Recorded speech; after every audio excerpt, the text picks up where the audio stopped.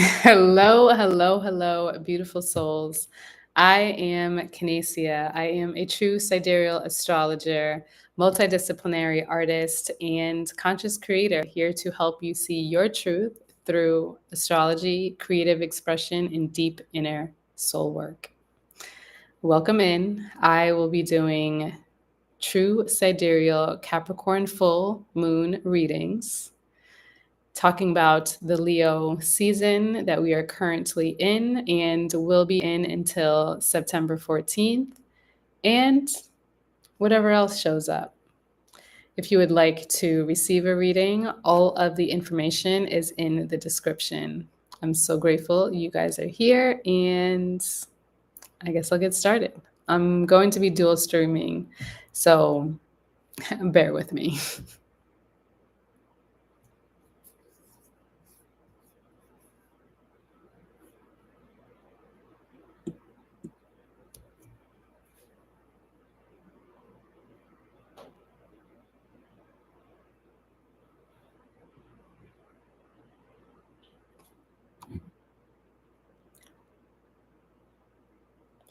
Until I expand more on this platform, I guess I'm going to continue dual streaming. Maybe that is the point and the purpose. Hmm.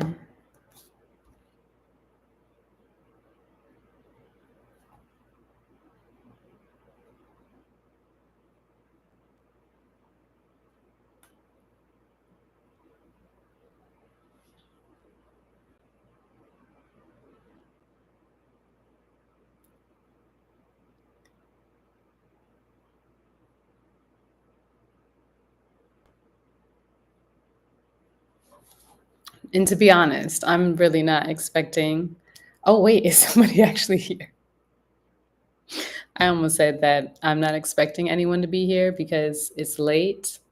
I don't know how this platform functions, but if someone is actually here, please let me know in the chat. Thank you for being here.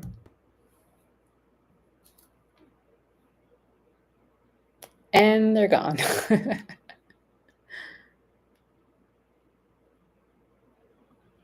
Hello, Eternal Life.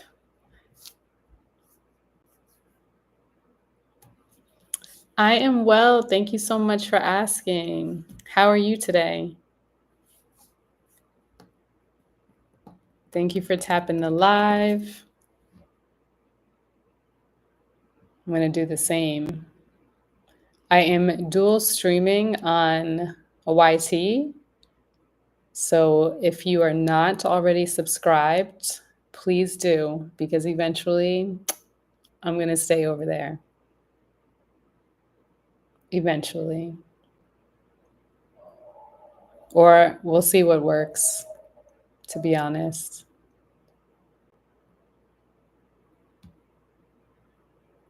But in the meantime, how are you?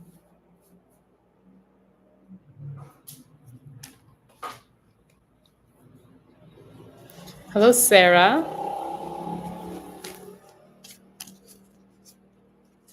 Sarah Ann. Welcome in. If you are new, let me know. Drop your birthday in the chat if you desire to know what your true zodiac sign is.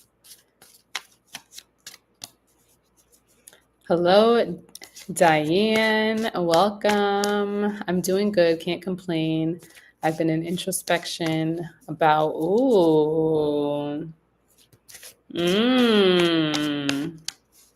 very interesting.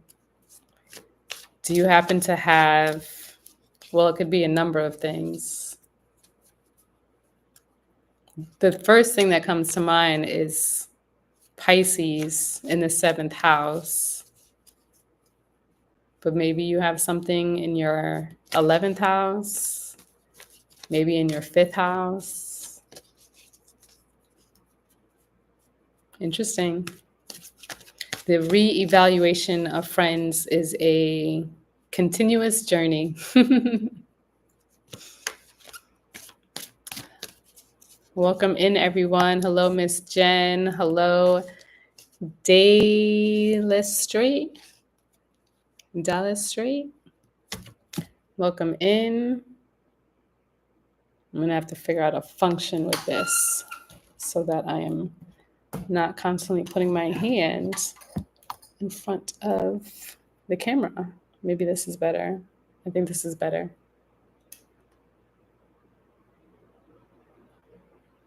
My 7th house in True Sky is Aquarius. And I believe Saturn. Okay. Ah. So then you would have Pisces in the 8th. So maybe what's being reevaluated is your emotional stage, whether you could be intimate with these people or not, about your authenticity and your expression and your healing journey. Thanks for sharing. Welcome in, everyone. I will be doing Capricorn full moon readings. List is open via a link in bio.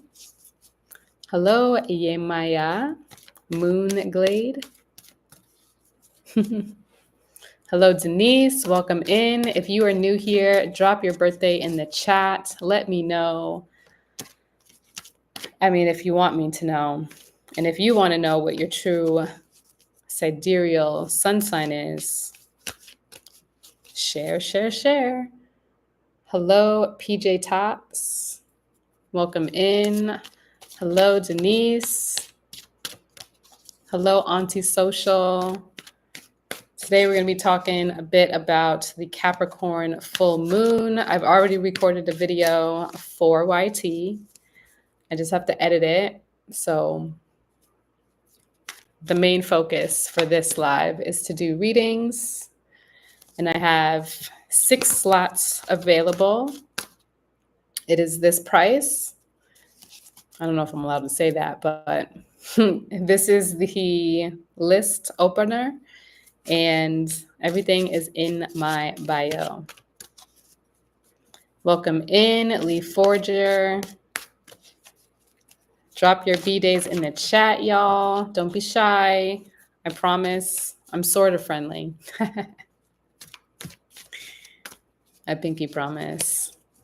And also let me know in the chat if you are familiar with true sidereal astrology, or if you're familiar with Vedic astrology. Hello, yours truly. Welcome in. Hello, Lauren Queen. Welcome. Please tap the live if you are staying. Let me know if you are new here. I'm Canacia. I think I'm seeing a lot of new names. I'm Canacia. I am a true sidereal astrologer. I'm an astrology brand designer. I am a multidisciplinary artist and creator, a conscious creator and visionary. And my mission is here to share the truth. To share the truth that is happening in the sky. So with sidereal astrology, it includes the 13th zodiac sign. It's based on the precession of the equinox, including the actual constellations, the size of the actual constellations in the sky. So it's definitely different from mainstream around these streets that I am in. And I love it. I love helping people understand more about their cycles, what they're going through, their loops, their patterns. It's been a journey. And I use this for myself. So there's times where I'm going through it and then I look to see what's actually happening and I'm like, oh, okay, that makes sense. And then I, move through it, maybe journal, maybe cry, maybe scream, whatever is necessary. And yeah, learning true sidereal astrology and seeing my real birth chart has been extremely rewarding. Hello, Deep Diaries. Live out loud. Resistance. So, welcome in, everyone. Welcome in. Thank you so much for tapping the screen. Feel welcome to share with a friend, someone new. That's the only way I get to grow. I have not seen anyone drop their birthday in the chat. Are y'all shy? Or you just wanting to keep that to yourself? Any Leos? Any Leos in the room? Oh, and to whoever is on YouTube, I'm so sorry. Oh, they're gone. It's like they're there and then they're gone. Oh, you're back, or someone's back. Hello, how are you? Drop your birthday in the chat if you desire to know what your true zodiac sign is. Welcome in 313, Mike Ross. Mike Ross. Ooh, April 17th. You are a true sidereal Pisces. You're like right at the end of Pisces, but it's still giving Pisces energy. Karan, do I see any men in your life? Do you want men in your life? I'm Taurus, Sun, Cancer rising, and Sag moon in true sidereal. Ooh, I'm so glad you know your chart. Beautiful. I'm Cancer rising tropically. December 20th, you are a true sidereal Sagittarius. You're in the beginning of true sidereal Sag. Your specific portal is between December 19th and January 19th, before Capricorn actually starts. Yeah, you're lonely. If you're lonely, there's a difference between being lonely and being alone. And if you're lonely, it is very beneficial, especially since we're in a retrograde with 1, 2, 3, 4, 5, 6 planets in retrograde. This is a time for introspection. This is a time to reevaluate how you are showing up for yourself, first and foremost, because other people will always, in some way, disappoint you if you are seeking connection from a place of lack. So just know, if you have to ask that question, one, you already know, it's just not on the timeline that you desire. So spend some time with you, okay?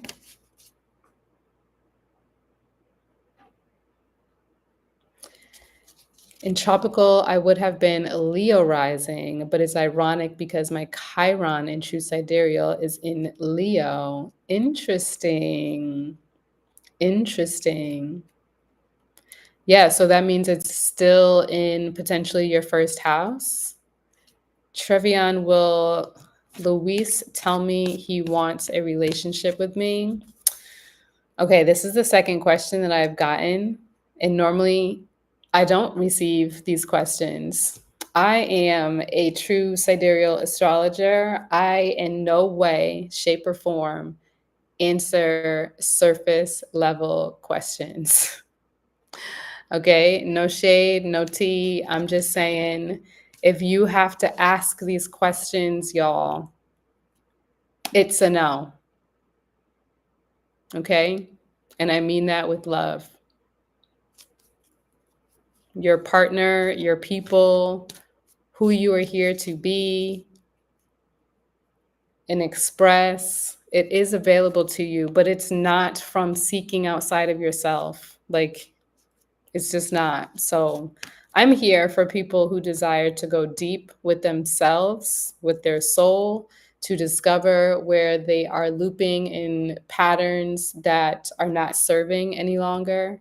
I absolutely can do readings on, seeing what type of partners you potentially attract that may not be in alignment. But I don't do surface level yes and no's. The answer is no. If you have to ask, it's no. So, anyway, I do include Ophiuchus. She's right there, right here. For this full moon chart, she is right down in the fourth house. And she's a very powerful energy.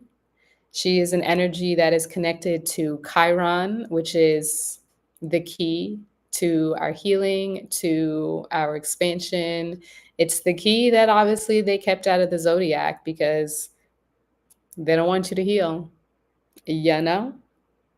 To the folks who are on the tube of you, I would love for you to write something in the comments, in the chat. Let me know your true, well, let me know your birthday, and I will let you know what your true sidereal birth sign is. But if you're here, let me know, because I definitely don't want to keep you guys out of the conversation. Okay. Ooh, we had a birthday coming up. Okay, Tiffany, will I receive disability in the next month? Again, I don't answer those questions. If you wanted to see what potentials can come up in your chart, you can definitely book a private reading where I could look at the transits to see what's going on with you and for you. But I'm not a tarot reader, so I can't help you there. I'm an astrologer. I do have psychic gifts, but I'm not telling anyone's future because you are always your own timeline. And anybody who is just, I don't know, telling you your future, I think if this is something that you desire to happen, be in the frequency of it already being a part of your reality. And this is something that I work on. It's not always the easiest thing, especially if you've gone through traumatic experiences or you are in survival, but you can magnetize the resources that you desire. Okay? But thanks for the question. Okay, 819. You are a true sidereal Leo through and through. And our portal, because my birthday is also this month, our portal is from August 7th until September 14th. So anybody who is born in the beginning of September, they're actually Leos. Okay, 418, you are also a Pisces, a true sidereal Pisces. You're at the end of the cusp. Where's Pisces? Where is it? Oh, it's up here. You're like at the end, which based on, let me just look at the thing here on my computer. Based on the current placement in the sky, you would likely be feeling a lot of Chiron currently in your true sidereal chart, true sidereal birth chart, because Chiron is pretty close to the end. Betrayal. Pretty close. So that has to do with wounding. 1129. Dana, you are a true sidereal Scorpio. Did you know that? What are the tropical dates? Is that supposed to be a Sagittarius? I don't really know the tropical dates as well as I know sidereal, of course, because I just don't follow tropical because it's keeping our collective unconscious in programs and patterns that are keeping us disempowered. And until more of the collective is ready to wake up to that and stop plugging into that system, certain things will still resonate, but it relates to how we are being programmed, how whenever there is a psyop, essentially, where there is a catastrophe or a huge event that is being televised all over the world, the fact that they have cameras at the time of situations happening, that's always on purpose. And the initiation for all of you who are in this live right now, thank you so much. Pay attention to the energy in which it's reflecting. So, for example, if we are being told that the government are doing certain things in order to protect us, in order to protect our children, in order to protect women, if they are telling us that in order for us to stay safe, they need to use force, this is part of that reversal that is happening and the distortion that is happening when we are in either Cancer season or Capricorn. But because they're controlling the kids, the womb, what we could do with our womb space, this is, Capricorn season with, sorry, Cancer season with Capricorn energy opposite to that. Hello, Cece. Nice to see you, lovely. How are you? Greetings, greetings, greetings. I love these people. I think these people have an understanding of their true sidereal. Oh, 1000%. Are you talking about the powers that are collapsing? Because they most definitely, thank you for the heart me. They most definitely have their true sidereal placements on lock because they quite literally use the sun dates of sidereal to a T.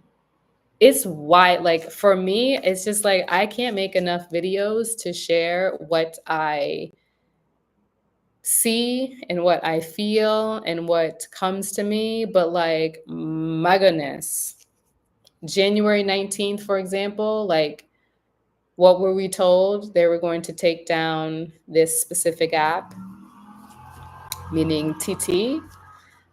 And for those, why does it keep saying that people are showing up in the tube of you and then they disappear? Is anybody here? Anybody want to be here? Just kidding. The date that they said that they were going to take away this specific app was the last day of true sidereal Sagittarius. And then what happens on January 20th? We all know what happens. Such and such gets put into office, right?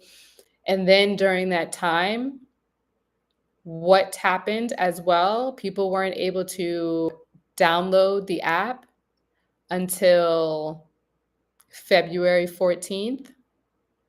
February 14th is the very first day of Aquarius. What did we also see being reflected from January 20th until February 13th? There was a lot of signing, like popcorn. It was, I mean, I recorded videos and I just never put it out, but it's like the way that all of these, whatever they're called, I don't honestly, I'm not thinking right now, but what all those petitions or whatever those contracts, all those things that were being signed was being signed during a specific time that relates to Dumpy Trumpy's sixth house, where he's showing his own authority in his work with Capricorn being right there. I mean, it was wild, y'all. It's really, it's interesting because even during Capricorn season, that's where we're also seeing a lot of stories being projected in catastrophes that are relating to, like, Black versus white and creating more division. Because what does Aquarius have to do with? It's rebellion, right? It is equality. And what do they have us doing? They want us to protest. So pay attention next year. Pay attention, but also pay attention to every single cycle. It is like I literally cannot create enough videos because I talk a lot. No, I don't like saying that. I have a lot to say. I have a lot to say, and there's not enough time in the day to share all of the things, but really pay attention every single time you see something on the news. If you choose to watch the news, ask yourself, what astrological or astronomical season are we actually in right now? Look, if you need to look it up, look it up.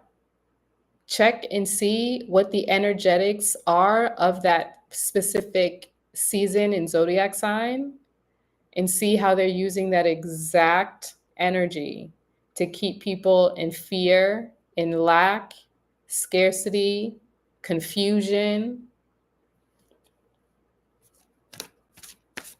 I'm just saying, we can't keep allowing the powers that are collapsing to puppeteer our emotions.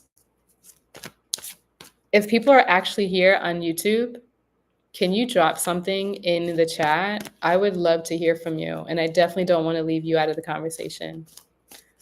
So come through, and they're gone.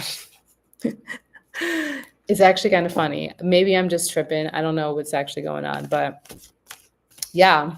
Thank y'all for being here. If anybody would like to receive a reading, you may send 33 to any of the apps that are listed in my bio. Hello, Crystal F. Rhea. Oh, welcome. And my pleasure. I love talking about this. I could talk about this all day. All day. And maybe when I get to how long have you been on this knowledge?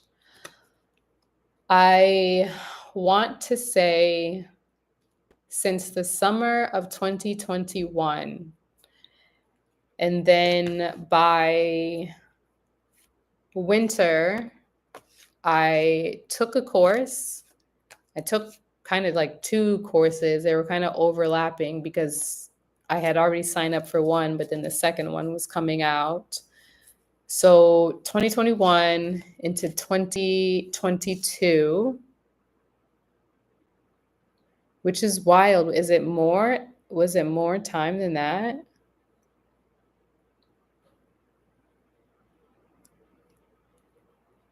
Trying to think if it was more time than that, because why would okay, so why I'm saying this is because 2021, I moved from Bali to Mexico. And then 2022, midway through that, I had a ayahuasca ceremony. And then shortly after that, my spirit guides were saying that I needed to do readings. I needed to do readings, but that doesn't make any sense right now in my mind. Maybe it made sense to them, but it didn't make sense to me because I felt like I was still learning. Yeah. And now it's 2025. Holy goodness. So yeah, I've been like, for the most part, like I started my healing journey because I wanted to learn more about myself. And for those of you who don't know me, I was adopted, and that throughout my life has played a role in like trying to understand myself. I had a number of placements that I felt like just didn't feel resonant, even though I know that it is part of my experience and I absolutely see how it makes sense. But as far as the way that I actually express and the things that I desire in the future and long term, my tropical chart just didn't make sense. The only thing I knew was true was my sun sign. I knew I was a Leo through and through. There was no taking that from me. So everything else just was like, huh? Yeah, it just didn't align. And even so, like when I was living in Bali, I had my very first Akashic reading December 31st of 2019. And I had already been on like a little bit of my spiritual path and like doing some manifestation and journaling and like looking at all my you know, shadows to understand like how I show up, how my parents showed up, what I can move through. And when 2020 came around with all its, razzle dazzle chaos, I was living in Bali and I was like, when they were telling everybody to go home, I'm like, I've already been traveling for 24 months. I don't have anything at home. There is nothing for me to go back to. I'm staying right where I am. I knew something was up, but I still didn't know because even during my Akashic reading, some of the information totally went in one ear and out the other, specifically because she said that I was here on a spiritual path and there would be a shift and all this stuff. And she told me about all the people that I was going to help. But at that specific time and juncture, like I was in clubs dancing or in the corner trying not to be touched by anyone. Like I, and I was definitely still I'm always going to be traveling, but I was totally not so like in it as much as I'm like now kind of being forced in it. And I'm not saying that my spirit guides are forcing me, but like they're definitely pushing my hand. Um, so yeah, it was like during that time there was multiple unalivings in that. When that happened, I ended up creating a whole line of t-shirts that would bring awareness to people. It was my own way of protesting while I was living in Bali. So some of these shirts said black and unarmed or stop effing unaliving our people. And then on the other side of that, I had shirts for white people that said like white, privileged, and listening. And a lot of that was going very well, but I was also in this mental space living in Bali where it was out of sight, out of mind for a lot of the people that live there because it didn't affect them, right? I'm in a spiritual community of people that are like, just manifest the reality that you desire and just visualize what you want to call in. And like, I'm meditating every day to stop police brutality. I'm every day wanting our people to be heard, to be seen, to not have to cry for equal rights. Okay. And then the fact that people are still being unalived at a protest against police unaliving, it's just like, is anybody else seeing this? And I remember I was at a time in a space where I was just like, I don't want to see one fucking happy white person right now. Like, and that was a good solid like month and a half, 2 months. And I forget exactly what I posted, but I posted this beautiful poem or something on my IG and it got basically shadow nixed. Okay.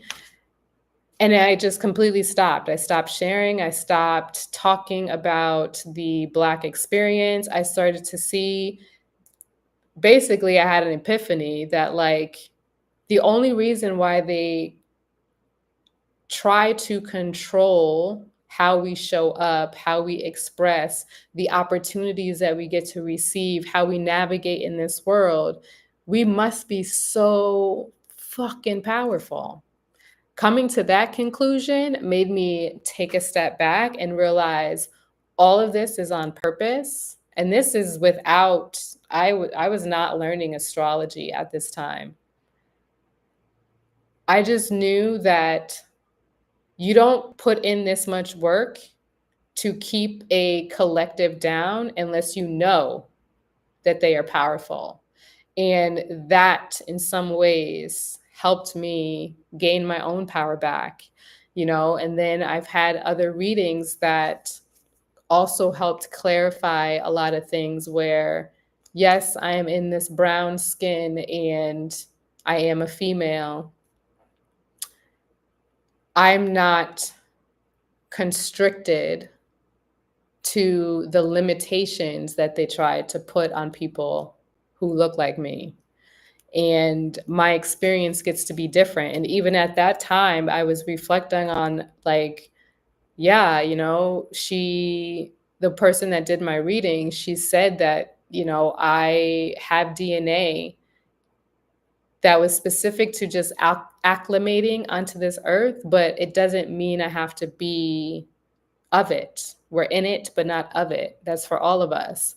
And that, yeah, it just gave me a bit more freedom. Even with my family dynamics, it's like, I don't know my biological family, and the ones that try to reach out to me, not the kindest. The one that I grew up with, we have zero relationship. So I've felt pretty alone and always feeling like no one looks like me. I don't belong anywhere. And yet I also belong everywhere. And that's just been a cycle. But we all have family. I mean, not everybody, but like I'm grateful that I even have a family to call, talk to, nurture, care for, be cared by. And it's not always the way that I desire to receive love and care. But at the same time, like growing up in a school or just with other people where it's like, wow, I could clearly see that you look just like your daddy or your mommy or whatever the case. And I have always kind of felt like, I don't know. I don't know who I look like. I don't always feel like I look like really anybody. And then on top of that, in college, I was also still kind of othered by other Black people that I went to school with. You know, I had a couple of guys that would ask me nearly every day, like, oh, what are you mixed with? What are you mixed with? And what they're basically saying is like, you must be mixed because you're pretty for a Black girl. I also did receive those comments from white people that were customers when I was working at Walmart. So there's a lot of things that always kind of made me feel like, I don't fit in.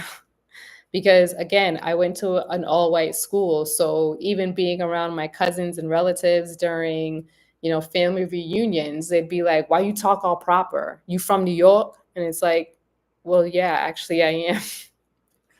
I am from New York. So, you know, and it's honestly something that kind of frustrates me about the melanated diaspora. Because, for example, to be a Black woman, this carries a weight that people really cannot see or they wouldn't understand unless they were in that actual experience. And the way that they try to suppress us, there's way too many gay white men, I'll even say Black men, white women. Do I want to say white males? Not necessarily. But then let's just say collective, the collective of many cultures everyone is always mimicking Black women. And it's so irritating and frustrating. It's so irritating.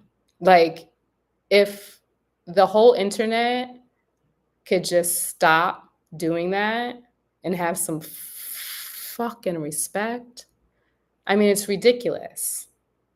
Everyone wants to pop their ass, clickety clack their nails, talk like this.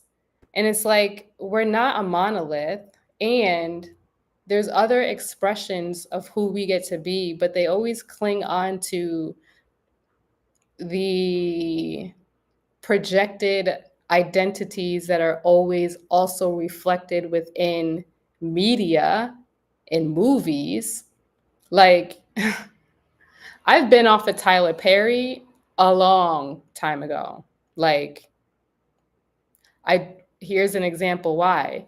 Because I had done a infographic in college of all these movies. Some movies I would have watched in high school, because a lot of times in high school I wanted to watch things where people look like me, because I went to an all-white school. So there was things that I absolutely was not trying to watch, like Gilmore Girls or Gilmore Girls.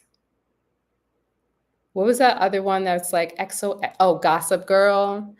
I was not trying to watch none of that. No shade, no tea, but it was like I went to school with the people that loved Mean Girls. Like, I went to school with people like that. There was no way I was watching them on my TV. But when I went to college, I had some free time. So I watched a lot of shows that I would have never watched. And I did an infographic on all of these things, including movies, and really showing kind of how media projects all of ethnicities and stuff. And with Tyler Perry, what used to irritate me is, like, sometimes, yeah, my white friends, my white girlfriends, they would find Tyler Perry to be so funny. And I'm like, but he's showing like real life narratives that happen in Black communities. And like, they're not necessarily getting that perspective. They're seeing that perspective with comedy, right? So there's still like this detachment from the lived experience of Black women, because a lot of times he's making these things relating to Black women and the struggle. And it's like that, it's capping how much we could exist. Capricorn, the patriarchy, even the fact that tropically the moon is in Aquarius, our individuality is, not honored.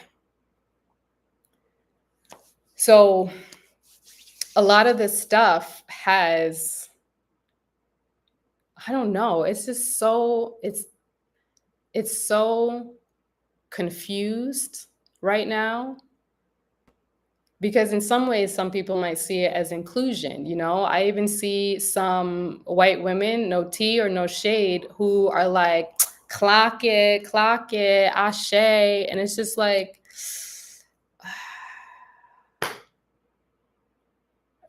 there's kids that can't walk across their graduation stage because their hair is locked like mine. Because the hair is locked like mine, because it's growing out of their scalp. Let's get it. Like, I'm not saying you can't say let's get it, but it's the way that you're saying let's get it that is absolutely sounding like a Black woman. But when we do it, it's ghetto. Where's the fucking line? I don't understand it. It's really irritating.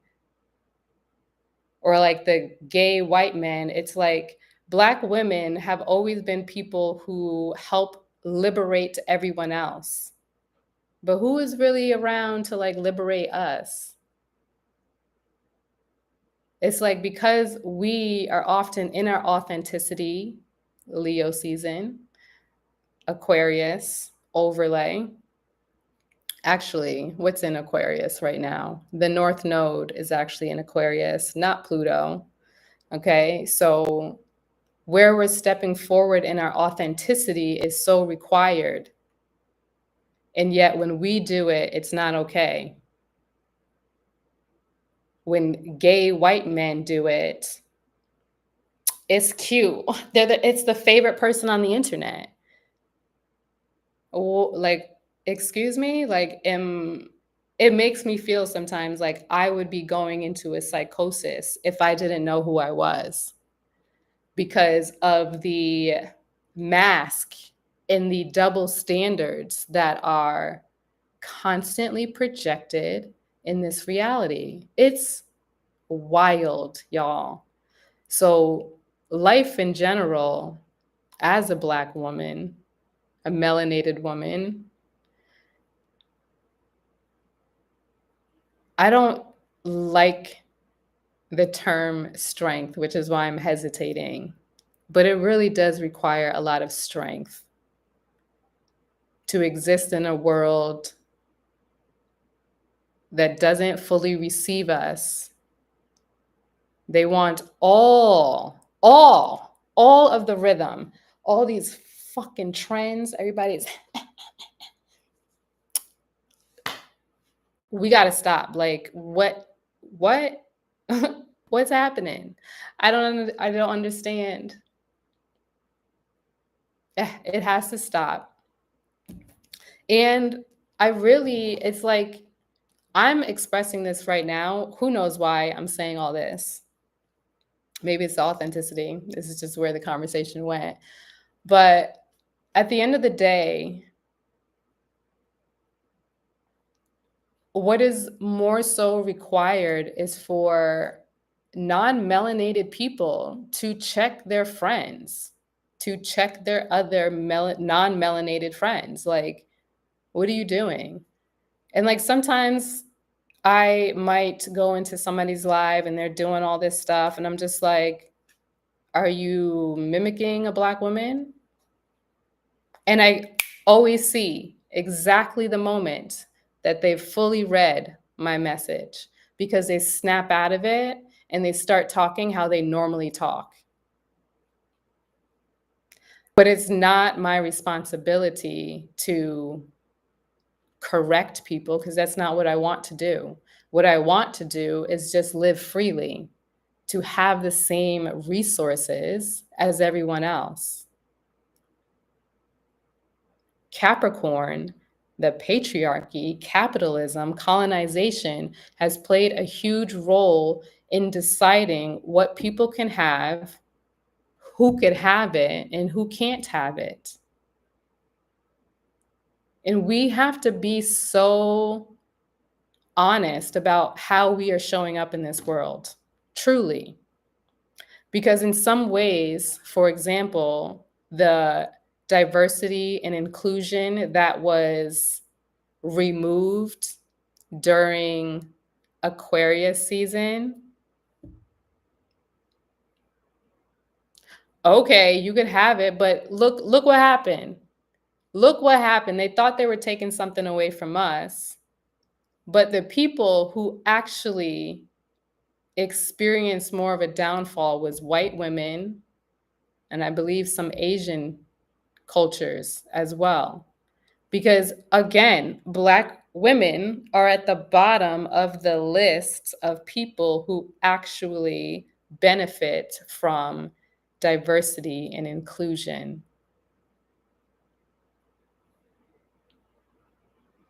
Did y'all know that?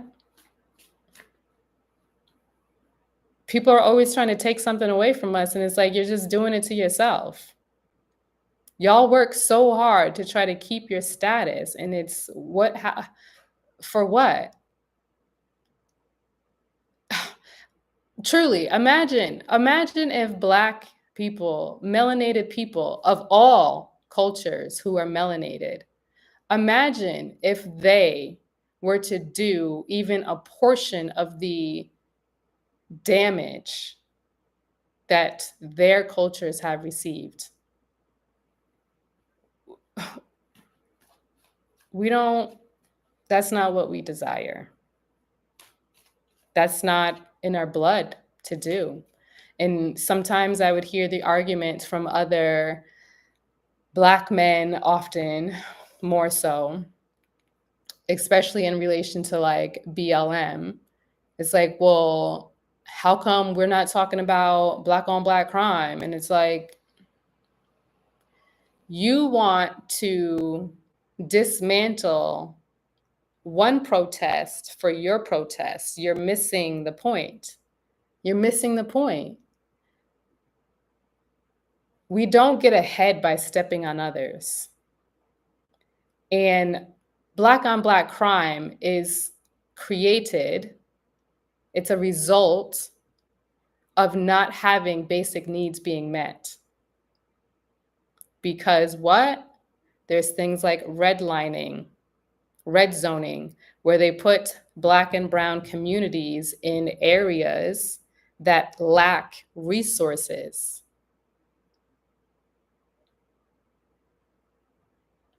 That lack proper education, that lack proper food.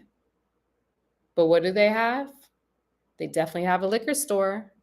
They definitely have a McDonald's. They definitely have Planned Parenthood. They definitely have a church.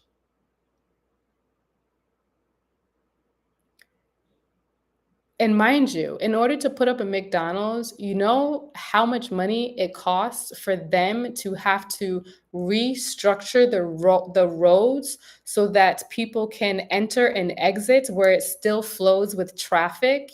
You know how much money they are putting into that instead of people's homes, their resources, grocery stores? Even Planned Parenthood, the thing that many women are on from all cultures now, was originally created pretty similar to that new Jean commercial. It was created to stop Black and brown families from having Black and brown families. And it's definitely in cahoots with the church. They're all one and the same, and the church is also the government. Capitalism. And in its reversal, Capricorn is very manipulative, destructive. It's the false patriarchy. That's why I always say powers that are collapsing. We have to be so conscious and aware of what we're saying, how we're saying it, and what we're giving power. For example, when people are like, oh, Trump supported this, Trump supported that. No, those are Trump cultists. Call them what they are. By saying Trump supporter, we are putting him on the pedestal by saying he has all of these supporters. But what do people like him need? They need the lowest awareness and consciousness of humanity to believe that they are better than the highest Black man. They need people that don't have all their crayons in the box. That's the nicest way I always say it. They need people who don't have all their crayons in the box. These are people who may not be very smart. They may not be smart enough to even follow what is being asked of them. But what do? They could be piss poor and still think they are better than Black people. And that is a mental, I'll just say they don't have their crayons in the box. Because some people that experience mental dis-ease and disorders, to me, it's all very spiritual. And I think there is some kind of, yeah, I could say that. There's probably some kind of spiritual psychosis that is hanging over their head, their mind, that is playing a role in how they show up. Because real humans or humans, they and I've had this debate with some friends. I don't believe that true humans ever want to create harm for another. Like, it's not natural to us. Therefore, something else has to be going on for people to put so much work into treating people like shit. Like, I don't have enough energy, y'all. Sometimes I forget to eat. I just ate like 20 minutes ago. What was I doing? What was I doing? What was I doing all that time? Oh, I did record a video. Okay. I'm like, wait, what? We are communal by nature. Exactly. So the fact that sometimes it seems like we're in this individualistic world, but together, the narrative in the story is discombobulated, you know? I agree. Sometimes we forget to question the system we are under. Exactly. Thank you. Thank you. Thank you. Because that is exactly what I've been talking about in my videos. The system, yes, in some ways, we all agree to this system because we are here.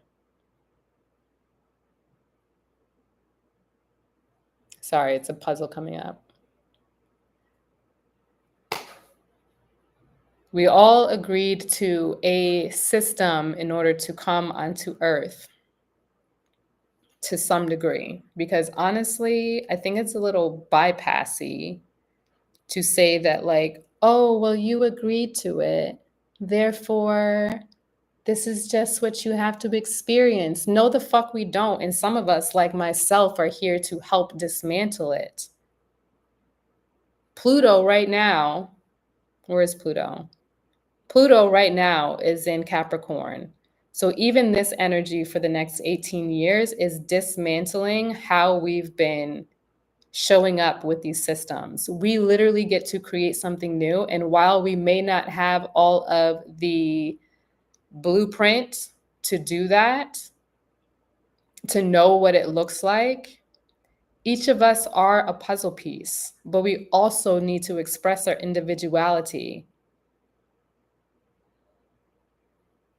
It's required. We all need to be in alignment with our mission. We all need to be in alignment with our truth. And for me, the way that I see this is we all need to be in alignment with our true sidereal birth chart, period. You could use your tropical chart to see where, again, you've been looping in karmic cycles, but that is really not where your power exists. And if any single one of you have been confused about what to do, where to go, how to express, what to say, what you value, what type of partner you desire to attract, what type of partner you keep attracting that's not in alignment, it's literally all in your birth chart. And I know some of you have already received a reading from me. And whether you choose to come to me or go to someone else, my passion for aligning with the true sky is so real, because when you start, when you receive a reading, you will start to see how everything shifts. Because once you know that there is a different truth, you no longer, in my personal opinion, can even attune to the constructs of tropical astrology. It's like tropical astrology can be like all fun and dandy.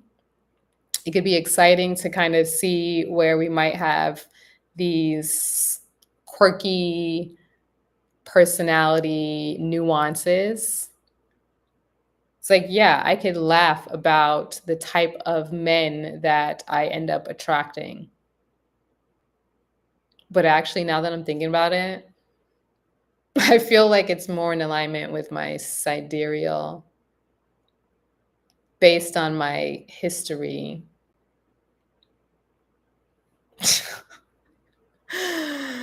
Wow, saying that out loud is hilarious.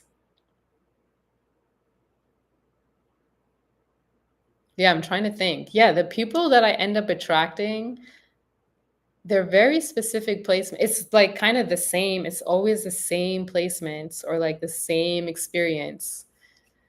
But I clocked it, okay? I realized a little bit of this pattern in these past couple of months. I haven't been dating anyone, but I had an interaction with someone and they had the same exact story as somebody else in my past. And then it was clocking with things that I thought when I was growing up about my childhood. So really, it was on brand. All I'm saying is if you want to know exactly who you're supposed to be dating and what energy you actually embody and the energy that you get to magnetize, it's in your chart. It's in your chart. And the rest of the world doesn't have to understand who you are, but you understanding who you are because your soul does live on is, I really think it's necessary. The rugged individualism narrative people in the US have been forced fed has been incredibly harmful. Exactly. I'll have to get a reading from you one day. Absolutely, Eternal. Please do. All of my things are in the bio. Right there. I know a little bit about my true sky, but I'm sure she will give a new perspective. That's on period. It's definitely worth it. Oh, thank you, Abby. Thank you for affirming that. Yeah,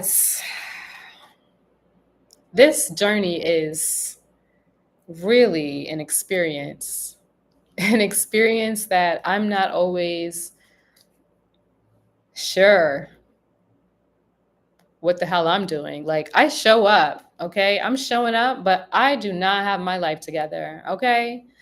I am figuring it out because, for example, when you know your true sidereal birth chart and you see what is available to you, in some ways, I can't even say you, I'll speak for myself. In some ways, even though I know that this is available to me, I still feel as though I am navigating the structures and systems that have been put in place where no matter what, currently, people still don't see people like me. Sometimes until they need something. Sometimes until like they need perspective for the situation that they're going through or whatever. It's something to elevate them. But it's not until, we're angry or aggressive that people pay attention to us when really, again, we're just seeking the same respect. Like that's it's a basic requirement, I feel, on this earth, you know? It seems so basic. But I'll be real, like I definitely am grateful I'm in this body because I really wouldn't want it to be anything else. I wouldn't. Because this is the other thing. I've actually checked out your YT. You dropped some gems.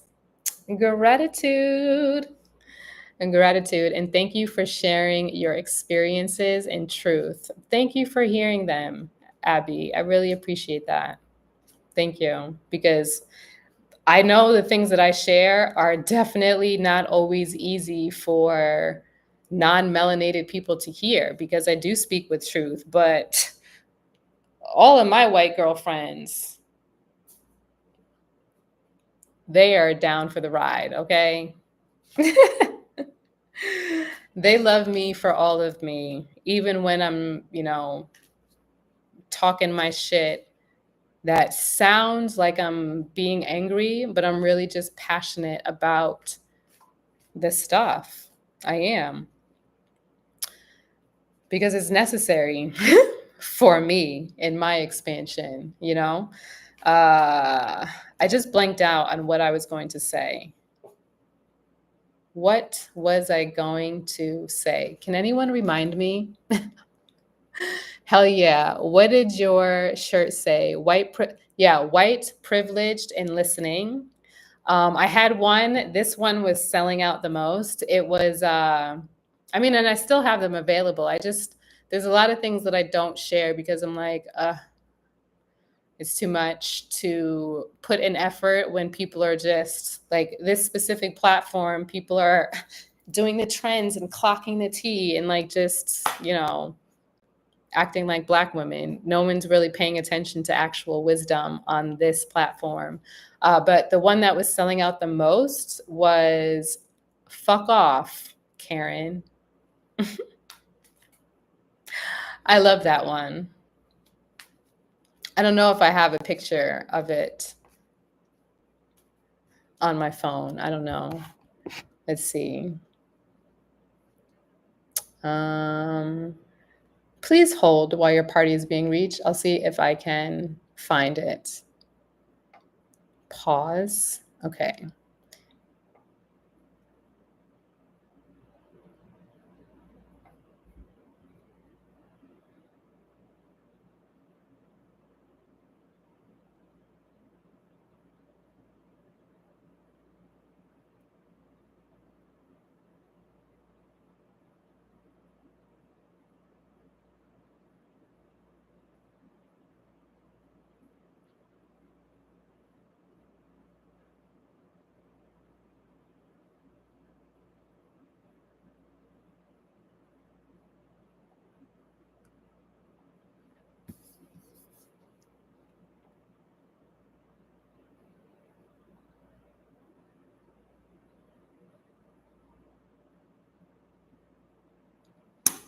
I did not see it from there, but I know I have it somewhere. Oh, wait, maybe I can show you. Let me see.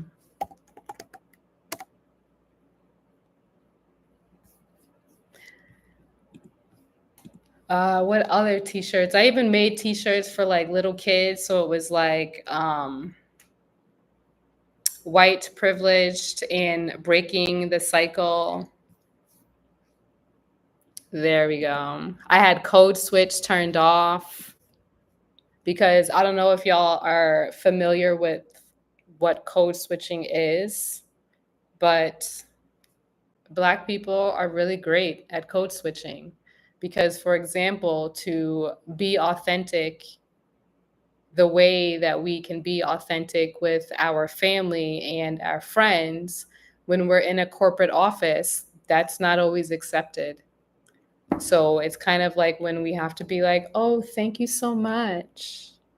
Still kind of like bowing down to people who aren't paying our bills, you know? Another shirt that I had was America was never great for Black people.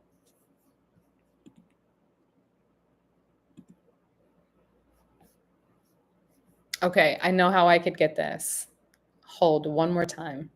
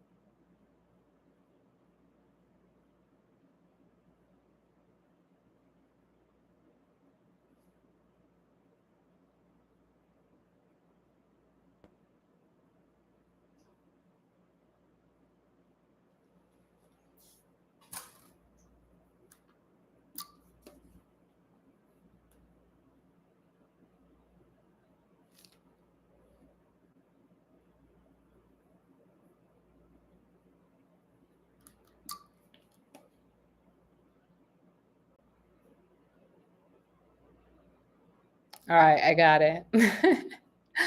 But I probably could only put it up for a few seconds because it does show the things that TikTok doesn't like. Oh, wait, I gotta get out of the screen. Oh, wait, maybe if I cover that. Anyway, there they are. There's code switch turned off. America was never great for Black people. And that obviously, oh, you guys know.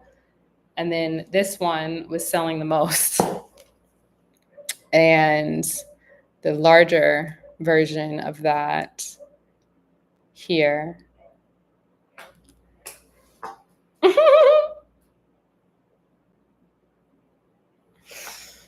it mean, it mean. Okay, let me put this back before they're like, that is not TikTok shop. It's like, yeah, I don't care. If anyone is actually on YouTube, sorry, y'all. If anyone is actually on YouTube, can you say hello in the chat? They keep disappearing whenever I say something. I don't want to leave y'all out. But if you want to be left out, I guess you could stay there. Anyway.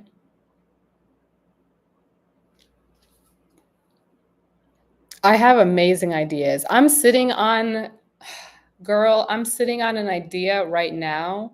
I'm just waiting for the right time. I'm feeling like it's pretty close to the time.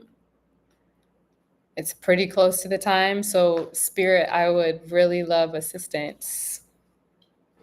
Thank you for helping me figure out the rest of it. But I've been sitting on it since like February and March because it's such a great idea.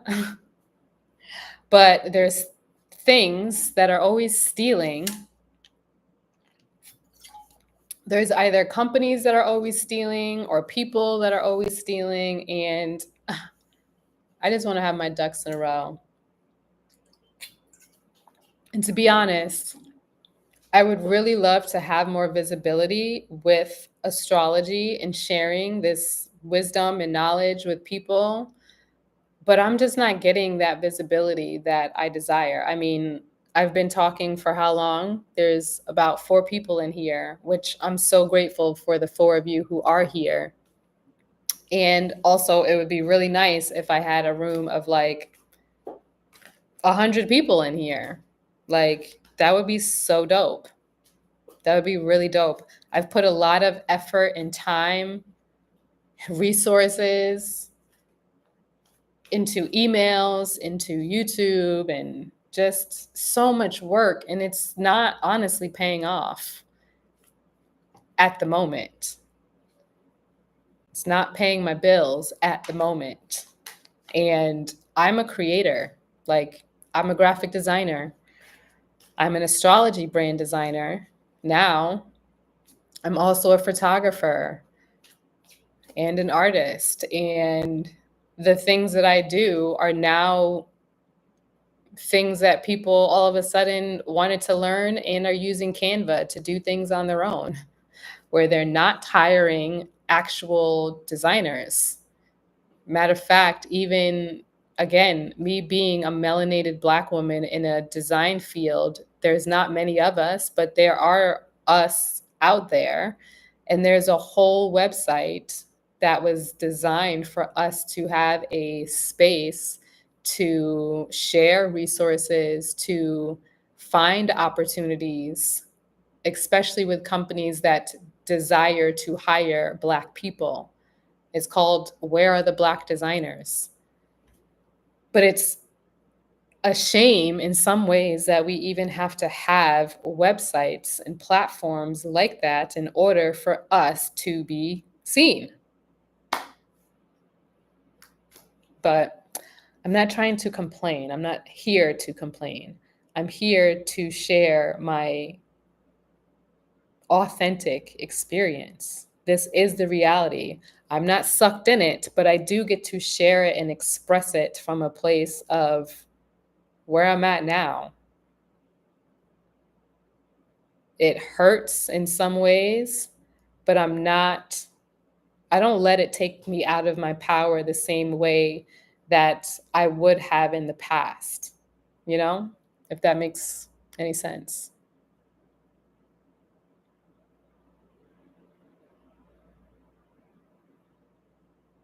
I ordered a shirt that says, I know I'm white. I know I am a white person, but I'm tired. Oh, I know I'm a white person, but I'm tired of white people. Exhausted, period. I mean, that's why I'm really glad to be in my body, to be fully transparent, you know? Oh, thank you, Abby. We love to have a big cheerleader. You know, you just brought me back. Let me tell you something. I used to play sports, okay? I was a basketball player. I was a goalie for soccer. I ran track as a sprinter and jumper and thrower, okay? 4x1, 4x2, 100, 200, shot put and discus, long jump and triple jump, okay? There was this one time when I was young and dumb where I promised the cheerleading coach, I probably was in sixth grade. So, yeah, this was, I don't know what fell out of my mouth, but I had promised that I would do a season of cheerleading.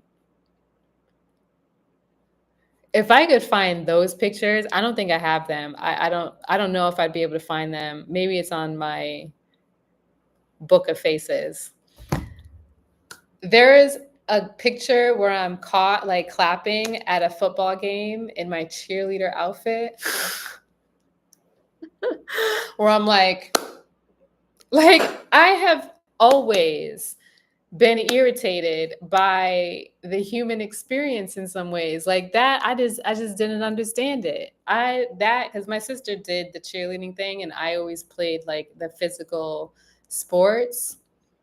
But the cheerleading, like trying to dance and do all this stuff, like I could dance. There's no problem there. But it was like the requirement to be happy when I wasn't happy. I would love to find that picture. That picture is hilarious. Even that what's that movie? Is it Bring It On? Let me see if I can remember the thing.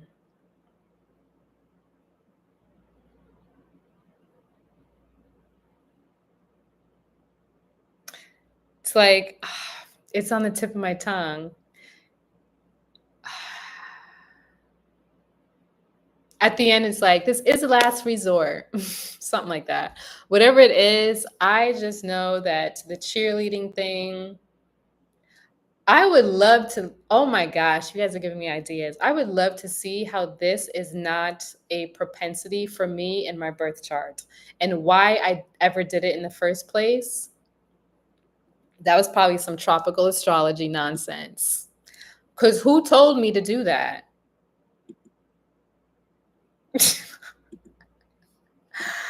Who told me to do that? Oh my gosh. I don't know what my password is for this. Um, anyway, it was hilarious. You're a Capricorn? Are you really?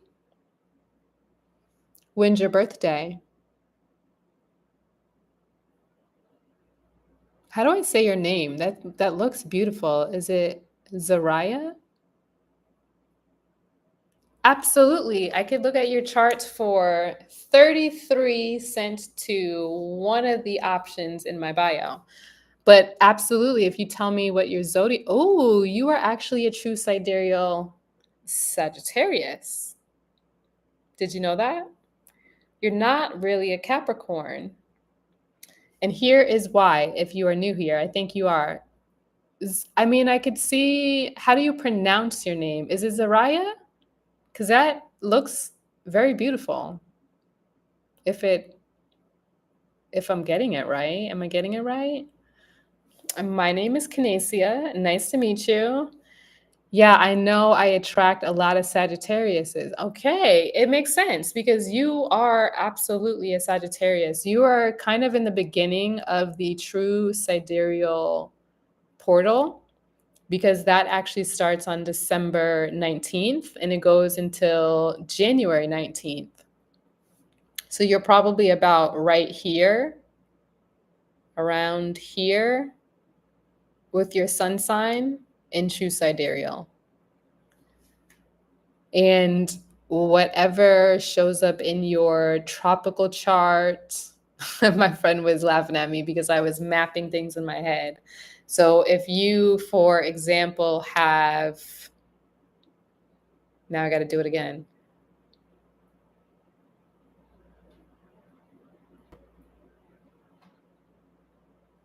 Give me a moment.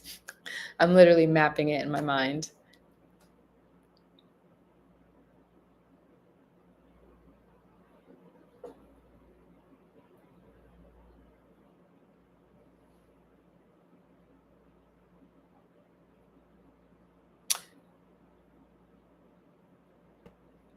Okay, if you have, for example, Sagittarius showing up in your fifth house, you would have it showing up in your fourth house. If you have Sagittarius in your ninth house, it would show up more so in your eighth house. I'm always having to like think about my own birth chart and how it shifts to see how it shifts for other people. Thank you so much for the follow. So tropical is what we're hung up on. Yup, like literally plugged in. Like plugged in to it's the collective unconscious because essentially how it's been recalculated, these are the constructs that we were programmed with. So while people are like, "Oh, but I resonate more with this." It's like we are a computer. We're the OG operating system. Therefore, the system has already different applications, right? So we could look at our own birth chart as the applications that were uploaded to our system when we came through the birth canal, okay? Of course, because nature is above us and below us and in us, we are also attached to the truth. What gets reflected often is obviously the mainstream narrative. So when we have, ooh, juicy. I've said this many times, but this time it's coming a little different. So when we have these different programs and software already uploaded to our operating system, think of it like this. The more we mature, those programs can no longer run because it's on an outdated system of intelligence, right? Because through all of our experiences within our life, we get to learn and grow and ascend from the experiences that we have. Therefore, the system of tropical astrology, for example, can no longer work when you choose to heal, when you choose to grow, when you choose to expand. It's like when we have a Mac computer or we have a phone and it's like you need a system update. This is the system update. That's so juicy. Thank you, Spirit. That's so good. That's so good. Does that make sense? I have a boyfriend. He's a Sagittarius. Ah, why? It says that this behavior is not in line with our policies and may result in gifting suspension. Reason, low quality content. What? Learn more in rules and guidance. Live monetization guidelines. Well, what am I doing? Talking about the computer operating system is an issue. Weird. Anyway, he might be a Cap in true sidereal depending on the date. Well, when is his birthday? Yeah. When is your partner's birthday? That analogy made so much sense. Thank you. Thank you for asking the question. That's wild, right? Warning me for what? Oh, Zariah, your partner is actually Ophiuchus. So your partner's sun sign is right here. This is technically the ninth sign, but we see this as the 13th zodiac that has been kept out of our awareness. Ophiuchus is connected to Chiron, which is the key and where we find our deepest childhood wounds. So wherever you have Chiron can show up to initiate more healing. So your partner may be somebody who is very wise, and he may be somebody that also questions. I'm saying this because he's a guy. I don't know him, so I'm only making assumptions. He's either very wise and very tapped in, or he's very wise. Not that it's only limited to these two things, but he could also be very wise and questioning why he's wise, if that makes sense. Exactly. The serpent bear, the golden healer. Yes, he is. Which one? Is he tapped in and very wise and questioning? Is he like skeptical? Because sometimes I feel like Capricorn, when does Capricorn start? Well, 15, that's probably still Sagittarius and true sidereal. Okay, so he still might be true sidereal. I mean, he still might be Sag tropical, Ophiuchus sidereal. You are Capricorn Sag. So sometimes with Sag, they grow up with a lot of other people's ideas and concepts, kind of like playing a role in how they live their life. They need to seek freedom. He's both. He's wise and questioning. I love that. So you guys probably have really amazing conversations. Oh, thank you so much for the roses, the white roses. So I used to have my whole grade. I don't know if it was a whole, maybe I'm exaggerating and being a Leo, but I used to have the whole grade doing this. They copied every single thing that me and this other Black kid did. We were popular, but we were like 2 out of like maybe 5 Black people in my grade. They copied every little thing we did, every little thing. And that's something that I've had to learn now in my adult years, is that people tend to copy me because I'm a Leo. Oh, thank you so much for sharing the live. And the crazy thing about it is that you may have Sag show up somewhere else. Mm-hmm.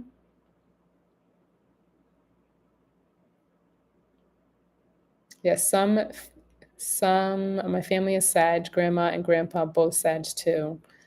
I was a tropical Gemini, but I'm a Taurus, but my Gemini showed up in Venus and Mercury.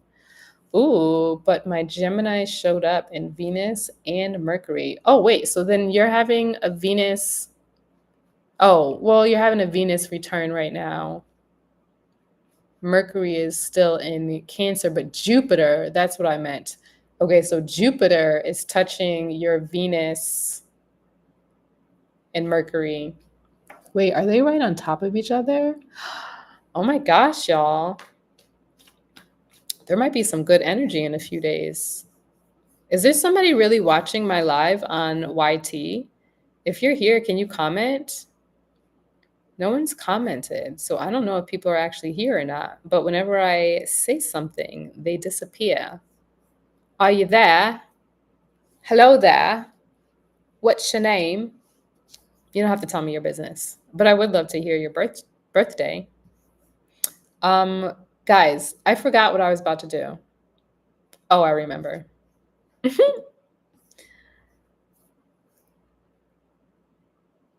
Yeah, Venus is about to be conjunct Jupiter in a few days, I think.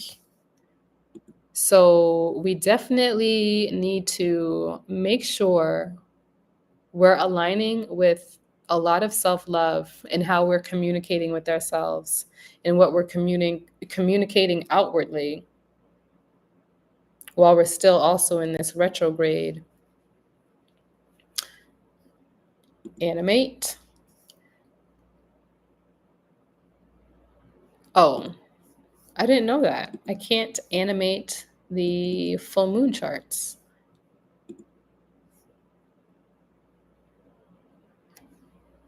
Oh, it'll be conjunct. It's basically conjunct now and in tomorrow. Ooh.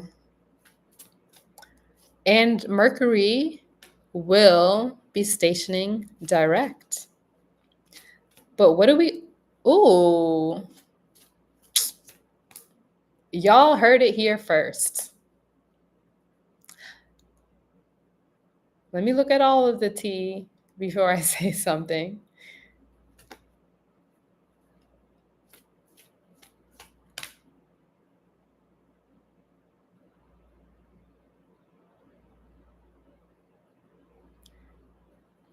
These next couple of days look a bit juicy. Not gonna lie. They look juicy for self love, for intention, for clarity. And I know these are all very basic words, but it is that. So even the intention that is required in the next several days, because we're now technically in the Lionsgate portal. It was not before.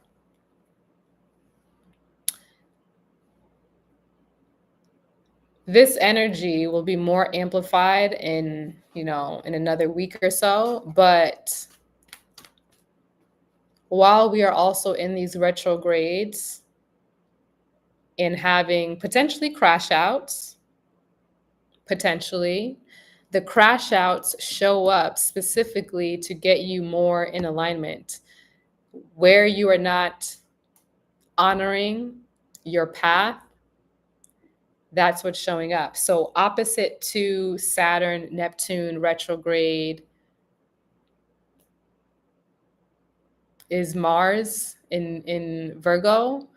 I was also trying to see if this North Node in the Moon is also in opposition, but it doesn't look like it. The Moon will be in opposition in a few days, but this is waning. I mean, there's a lot of trines. There's a lot of trines. There's a lot of trines even like now until another day or so. I would be very intentional with what plans and what you're getting organized around and where your values are, and communicate how you desire to lead in your legacy. With this full moon, that's what we are here needing to reflect on. Like, if you're doing things that are not in alignment with your long-term goals, you get to do what you want, but as some people like to say, Daddy Saturn will kick your ass. Okay. So be mindful. Be very mindful. Actually, this is a Venus Jupiter in Sirius conjunction. Sirius meaning the star, Sirius. This right here. And this specific chart that I'm looking at, I mean, it is right now.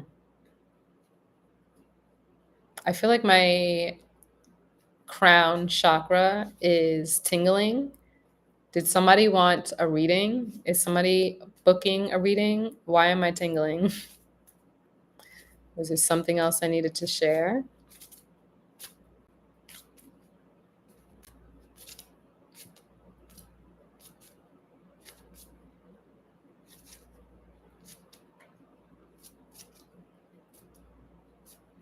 Mm.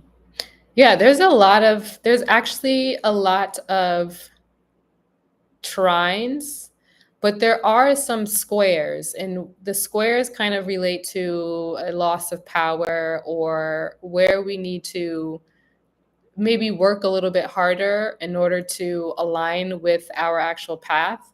Now, of course, these are planets that I'm looking at, not attached to anyone's chart. So it's just the energy within the collective. If you attune to it, but how it may show up for you in your specific chart potentially looks different. But where I'm seeing squares, for example, is with Mercury, which is stationing direct. Mercury will be in a opposition. It's already in opposition. It's in opposition to Pluto in Capricorn, which is in retrograde. There is a square to Saturn and Neptune, which are both in retrograde. Oh my gosh, I really feel for these kids. I keep saying it. The kids that are being born today, this minute, apparently a child is born every 4 seconds, 4.5 seconds. I don't know how any of this stuff works, but that's wild. It's like women are perpetually, potentially screaming all day, every day at some point around the world. Wow. Anyway, Mercury is in square to also Chiron, which is in retrograde in Pisces.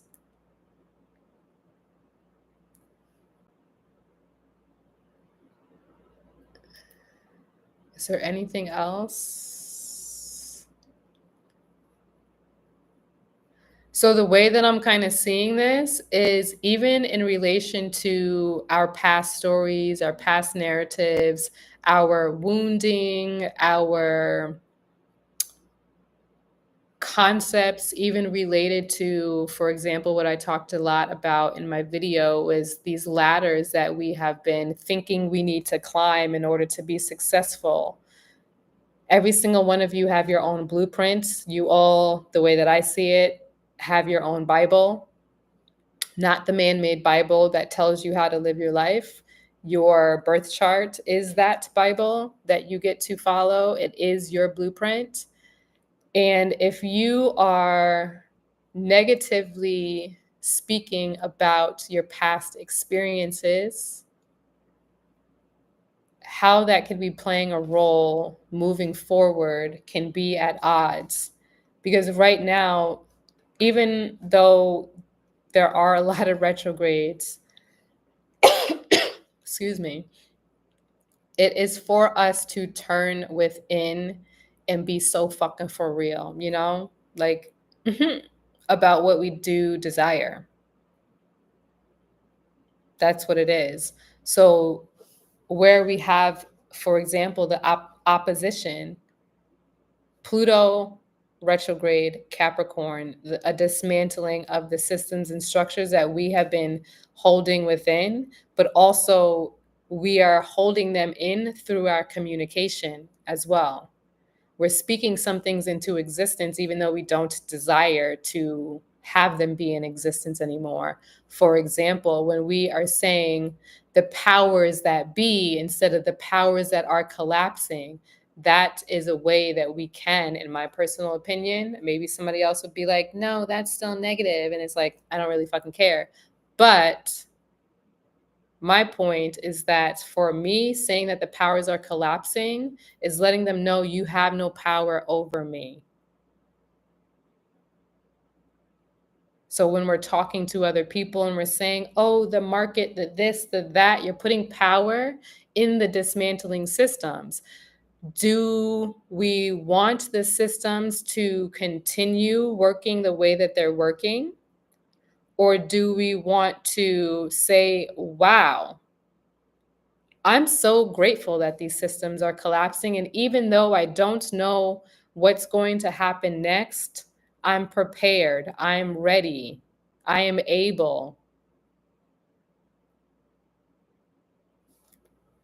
That's what's required. So when we're having these visions, for example, also going now to Neptune in retrograde in Pisces, conjunct Saturn retrograde in Pisces. This square, Saturn rules discipline, time, responsibility. It's the gatekeeper in a lot of ways. And then Neptune rules our illusions, our visions, spirituality, creativity, empathy, compassion, our, greatest goals. It's completion, it's soul healing. These two things next to each other, there is no time than now, in my personal opinion, to believe, not only believe, it's not believe, I take that back, to know that we get to experience a different reality, a different world, a different outcome. And to be making the shifts and the changes that are required now, it's like be Delulu in relation to your dreams. Be Delulu and also get your plan in order. And the plan doesn't need to be like this whole scroll and blueprint, but it really does have to be okay, I'm now going to take the next step to do the thing that I say that I'm going to do. And whatever that looks like, you take the step. I help and work through this with people because there's a part of us, and I even experienced this, so I'm grateful that I have other people in my life that can help me when I'm like, I don't know what I'm doing.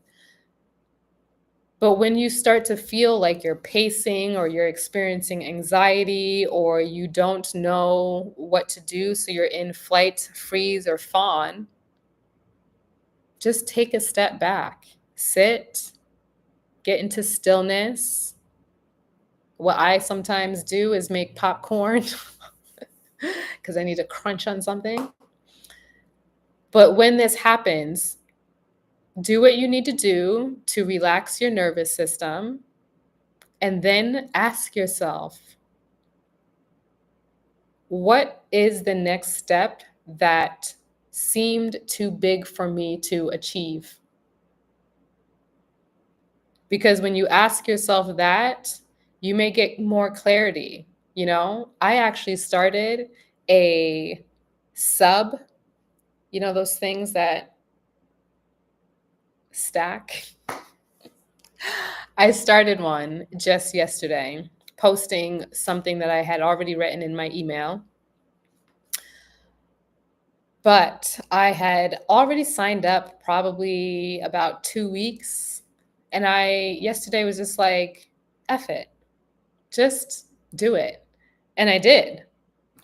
I posted and I have 0 followers on there, but I did it because, in a way, platforms like this, I don't feel is made for long form content or these kind of conversations. And I like to have these kind of conversations. So I need to be in a space where I could have these conversations. So I've started that and I'm proud of that. And I've already been working on my website, which some of you may have already heard. But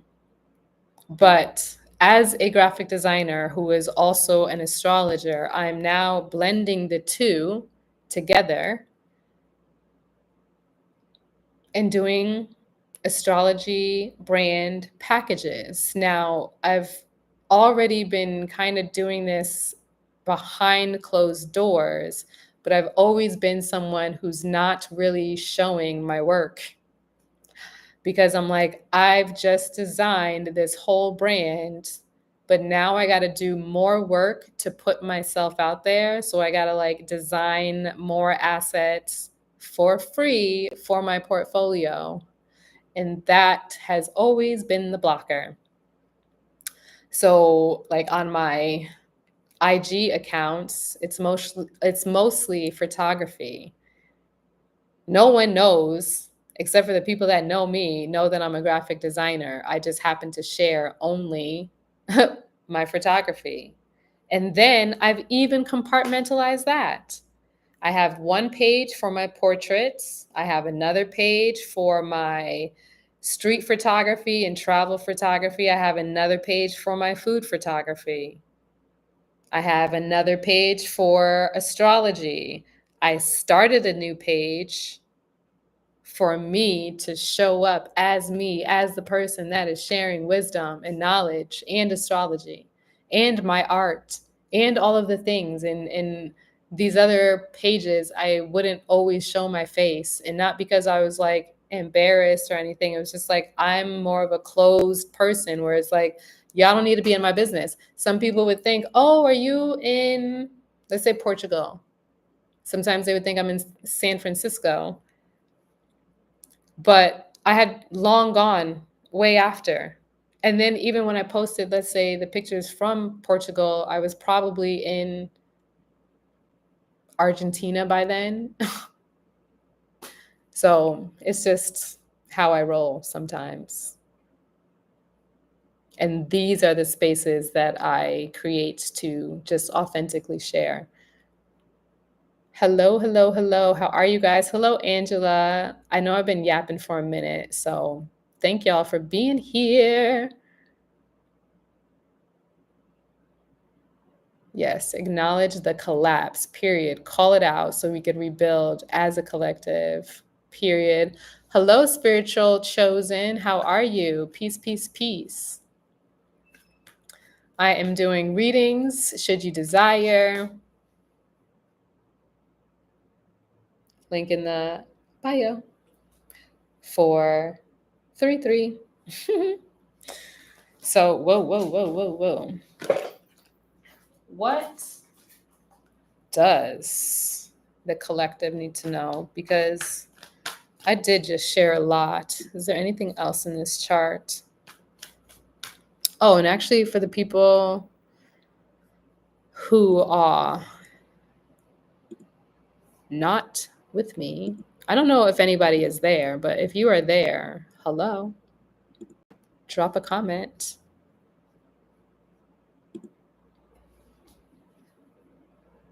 This is the chart for right now.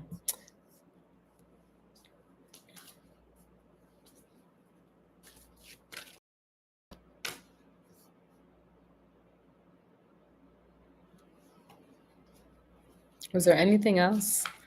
Anything else that I needed to share? If someone's here, are you here? Can someone drop a comment? Like, are you not allowed to drop a comment? It's so weird. Anyway, hello, Angela Martin. Have you been here before? Apologies if you have, and I'm not remembering. Have you dropped your birthday in the chat? Zariah, are you still here? The YouTube users be shy. Oh, that makes sense. Because I'm like, I keep bringing y'all up and then you guys disappear. See, lost one, lost two. So weird. All right. If you guys don't want to be here with me, that's okay. Seems like no one's there. So moving on. Okay, Angela, 829. You are a Leo. Okay, so in true sidereal astrology, Angela, you're actually a Leo, 829. And then your sun in Libra is actually Virgo sun. Sorry, you have Virgo sun, Libra rising. Okay, your Virgo sun is actually Leo sun. Your Libra rising is actually Virgo rising. And depending on the degree of your Scorpio moon, it could potentially be Virgo moon as well, or it could be a Libra moon. So your energy just shifts ever so slightly. So, for example, someone like you would be the type of client that I would receive that would say, well, I still feel like a Virgo. And it's like, that makes sense because if you have, okay, so you're saying Libra moon, sidereal. Can you remind me of 12/8? Yes, Ophiuchus. Is this you? Was this you or was it someone else? Because I know I just read your chart like 2 days ago. But when I'm reading a bunch of charts, I don't remember everything unless we talk every day and then I know all of your business. All right, I'm pulling it up. You have Neptune. You have Neptune in Ophiuchus. But who is oh, your daughter. I'm remembering now. Okay. Ooh, your daughter. Ooh, I'm getting a little bit of like chills. I think the message that came to me was your daughter likely helps you see and dream bigger and use your gifts, for example. Use your wisdom. Ooh, interesting. I am assuming this only because of the way, like, if your daughter is Ophiuchus, you have your Neptune retrograde inside of Ophiuchus as well.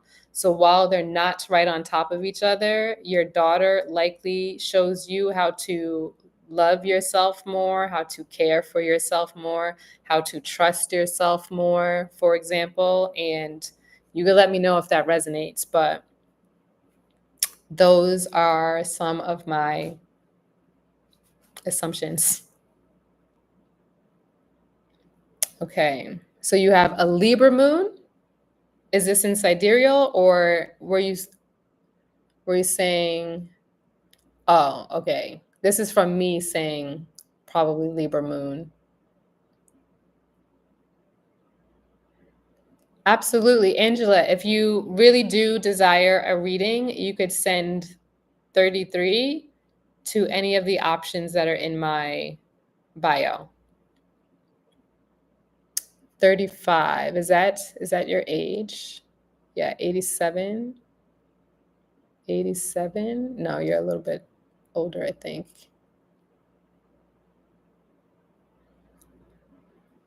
Damn, she said, damn, thank you. Haha, she 100%. Not me adding zeros. Put some zeros on that. She 100% does. I love that for you. And the way that you can see how you show up for your daughter, for example, is if you were to pull her chart. I am working on adding this to my website so you guys can, yeah. Yeah, because that would mean that she's Sagittarius tropically. So they're truth speakers and sometimes they don't hold their tongue.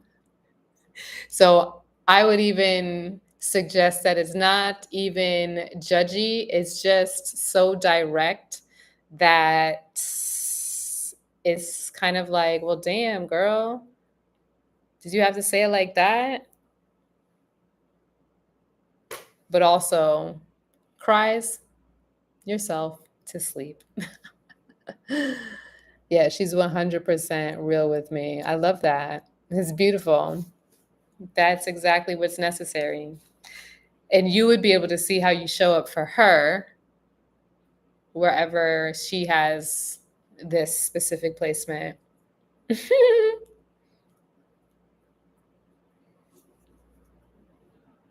But if she's already just spitting the truth or speaking the truth, like maybe she also has potentially Mercury there, and maybe this placement is in the third house or something. I don't know. I don't have her chart, so I'm just being nosy since I have yours.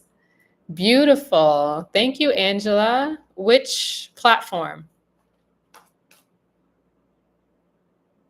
And because depending on the platform, I you either sent your information or I got it. So can you do me a favor, Angela? I see it. Can you send me a DM to let me know your birthday, your time, your birth location, and then in a separate message, send your current location where you're at right now. She's a people pleaser with everyone except for you. Oh, interesting. Oh, wow. Oh, that kind of gives me some answers. It almost seems as though maybe she's got Libra in her second house. Okay. Gratitude. Let me get your message.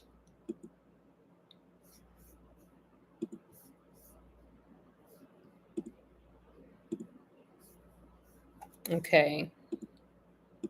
Are you still in this current location?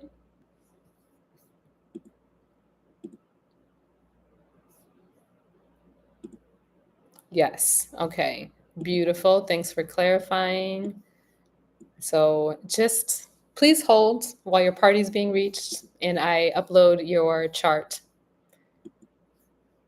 to my software.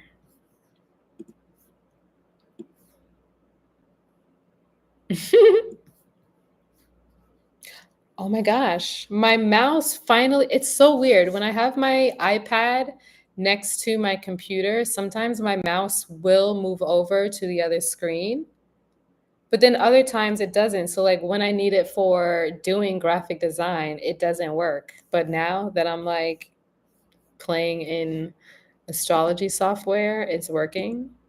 Why are you always doing me like this? So weird, but ooh, I can actually move TikTok to my iPad. Will it work? Yes. Will it? Can I move it? Sorry, y'all. I'm totally trying to figure that out. Anyway, I don't have to. I just want to be able to see everything all at once. Okay. Wait, were you the same person? Wait. Okay, in here you say the 28th. Is it the 28th or the 29th? In the text, you said 28. I mean, in this chat, you said 29. But in here, you're saying 28. So please confirm 29. Okay. I have a really good memory. Okay. Thank you for clarifying.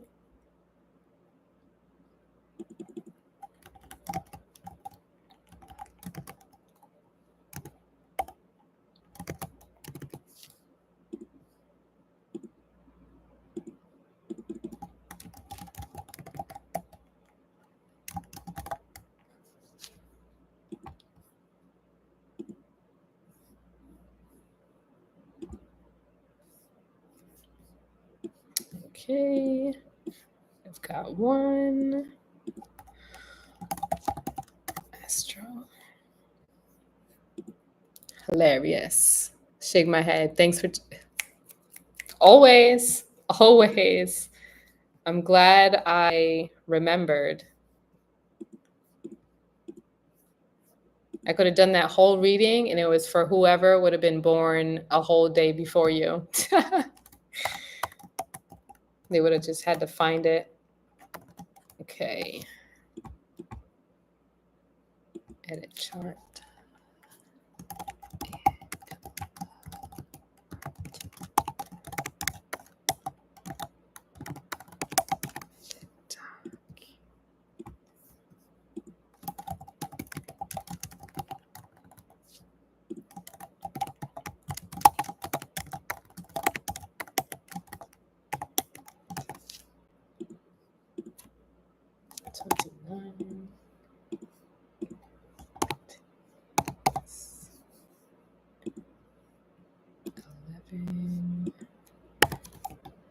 So I'm pulling up both charts just to see. I normally read both charts, but I'm also going to be pulling up a transit chart for you to see all of the things instead of me trying to guess.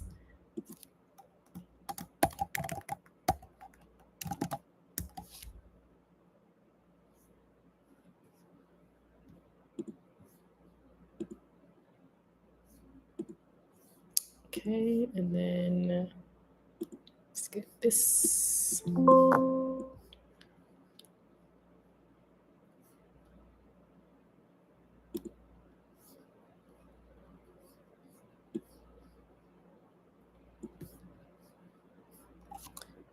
And transits now.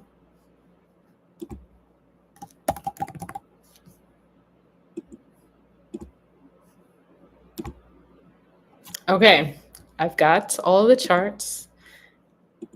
One more step. I'm pulling up basically 3 charts, and then I want to, now I'm also pairing them together so I can see exactly what's happening. And if you do have a question, feel welcome to ask. And also, if you desire to record, feel welcome to do that as well. I'm going to do my best to upload these things to YT, but of course, not having you guys, your name on here, but I'm going to try to share so that you guys can look back at it any point in time. But for now, for immediate access, definitely push record to receive that. Okay, your chart, the transit chart. Okay, and then I want progressed.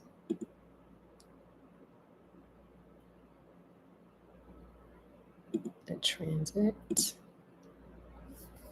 Okay, and then I want this.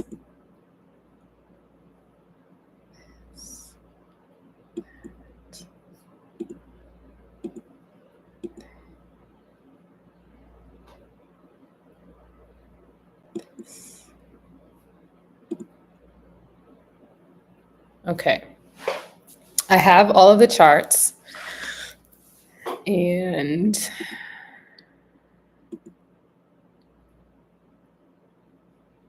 okay.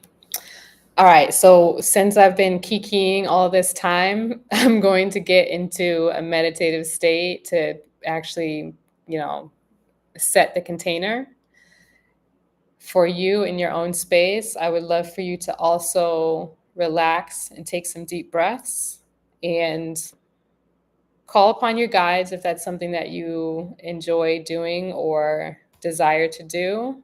Or you could simply just take some deep breaths in to be open to receive. And yeah, we will begin. Let me know if you already have the recording going to let me know you are ready.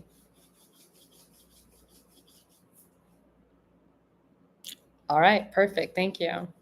All right, go ahead and close your eyes. Taking some deep breaths in and exhaling. Another deep breath in and exhale, releasing anything that you may have picked up from your day, any thoughts about what tomorrow will bring.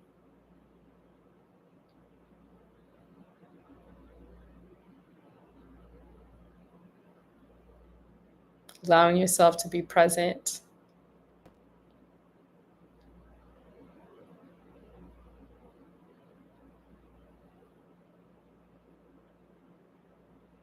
And now call upon Mother God, Father God, and the Godhead in the highest movements and frequencies only.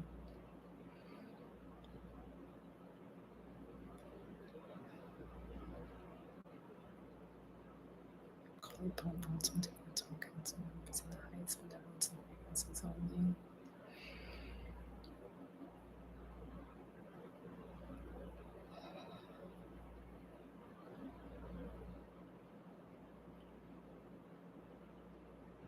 And now call upon the guides, the guardians, and the healed ancestors in the highest benevolence and frequencies only.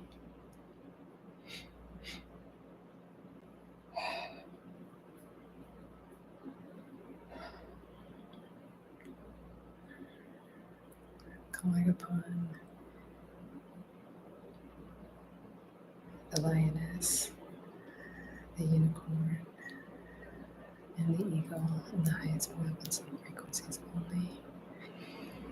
Anything not working with God coding is not welcome into this space. Asking for permission to connect with Angela Martin's guides, guardians, and healed ancestors to share any messages that need to be felt, heard, seen, and experienced in the highest benevolence and frequencies.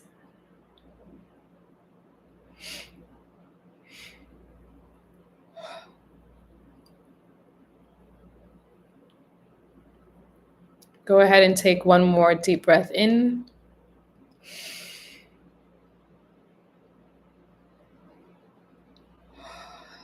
And exhale. All right. I've already asked for permission, but just so you may also hear, asking for permission to share any messages for Angela that needs to be felt, heard, seen, and imagined in the highest timelines and for the good of Angela and all. Gratitude. All right, you may open your eyes. And if you have a question, feel welcome to ask.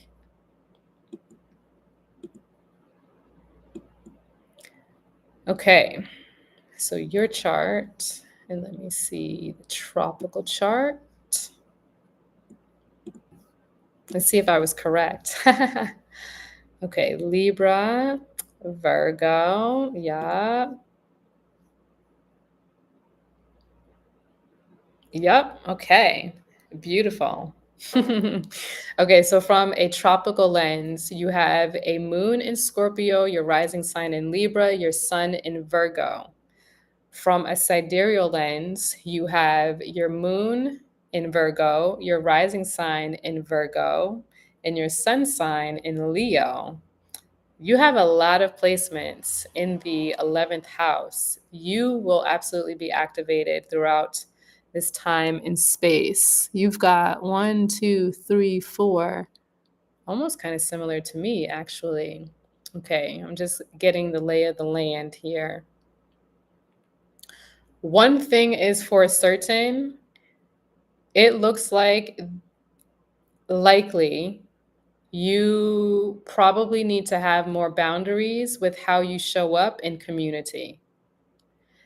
I think with your tropical placements, this looks like someone who is very giving, someone who probably wants to hold space for everyone, but at the same time, how you are asserting yourself, in some ways, it can be let's say, rigid in how you are showing up and serving, but there's a call for you to also allow more play, more freedom, more fun, more creativity, and be able to serve the community in ways that allow them to remember their inner child. You know, the way that you may communicate, people likely come to you because they trust you, because you know exactly what to say, and maybe you've got a little humor in how you portray messages as well. Your values are that of wanting to be expressive. But then, in some ways, with Virgo showing up here from a tropical lens, you can kind of go in between being critical and potentially judgmental, but then also you want to help and you want to serve. But in some ways, it seems as though people need to come to you when they're ready, and you don't have to be essentially self sacrificing in order to show up, especially in your relationships and your dynamics. Because how you show up for other people, and maybe you desire love and you desire community, collective compassion, where you are abundant in relationships, you also need to make sure that the abundance within the relationships is not a forced type of thing. Because I'm seeing that you have Jupiter and Aries in your tropical chart. Jupiter is retrograde.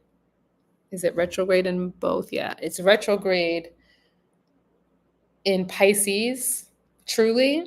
So while you are someone who may assert yourself in relationships, you may be the person that is like, hey, I would really love for us to go out to dinner.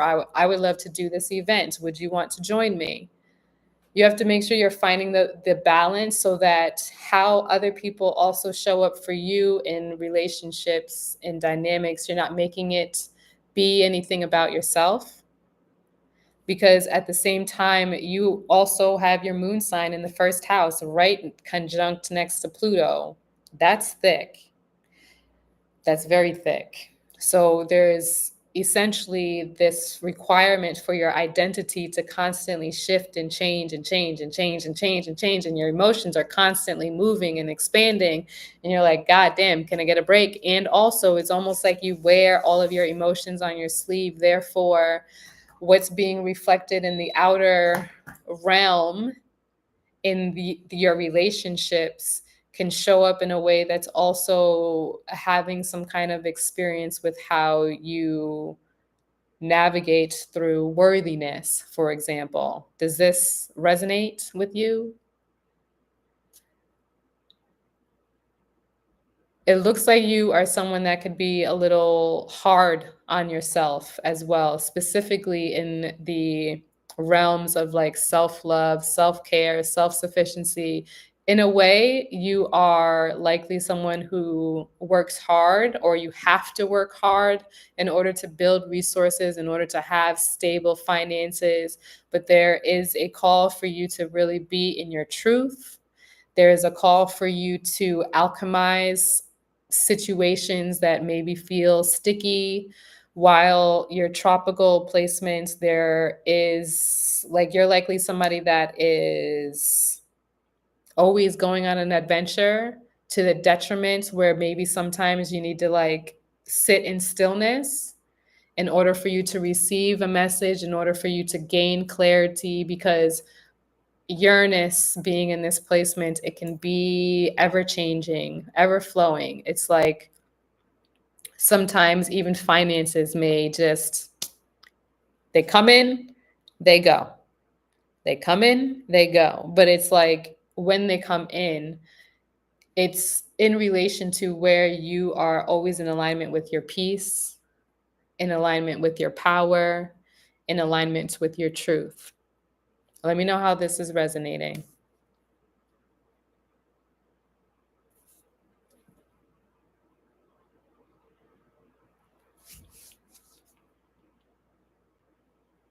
It does a lot. Beautiful. Thank you for affirming.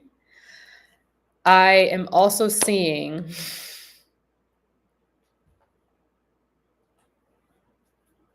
what is your relationship with communication? Are you someone who, give me a hot second, because I like to ask questions specific to your chart. In relation to your connection to maybe culture, spirituality, how you nurture yourself, how you care for yourself, but then also the way you receive information and share information, are you someone who potentially, maybe when you are sharing your own views, it's not heard or it's not valued, or in some ways you hesitate sharing your authenticity or sharing your knowledge in relation to the things that you have learned, because you take the steps and you take the action to understand different concepts, maybe languages, cultures, religions. Maybe you have a desire to also travel, but where you can be holding yourself back is, do I really trust myself to share the wisdom and the knowledge that I have? Because, well, maybe I didn't go to school for said things. And it's almost as though the other people in your life can, I don't know, maybe tune you out instead of listening to what you have to say. Does that make sense? Damn. Yes, yes, yes. Okay. What's important for you, because your Chiron is moving from a tropical Gemini to a sidereal Taurus, and it's also in opposition to your Neptune in Sagittarius.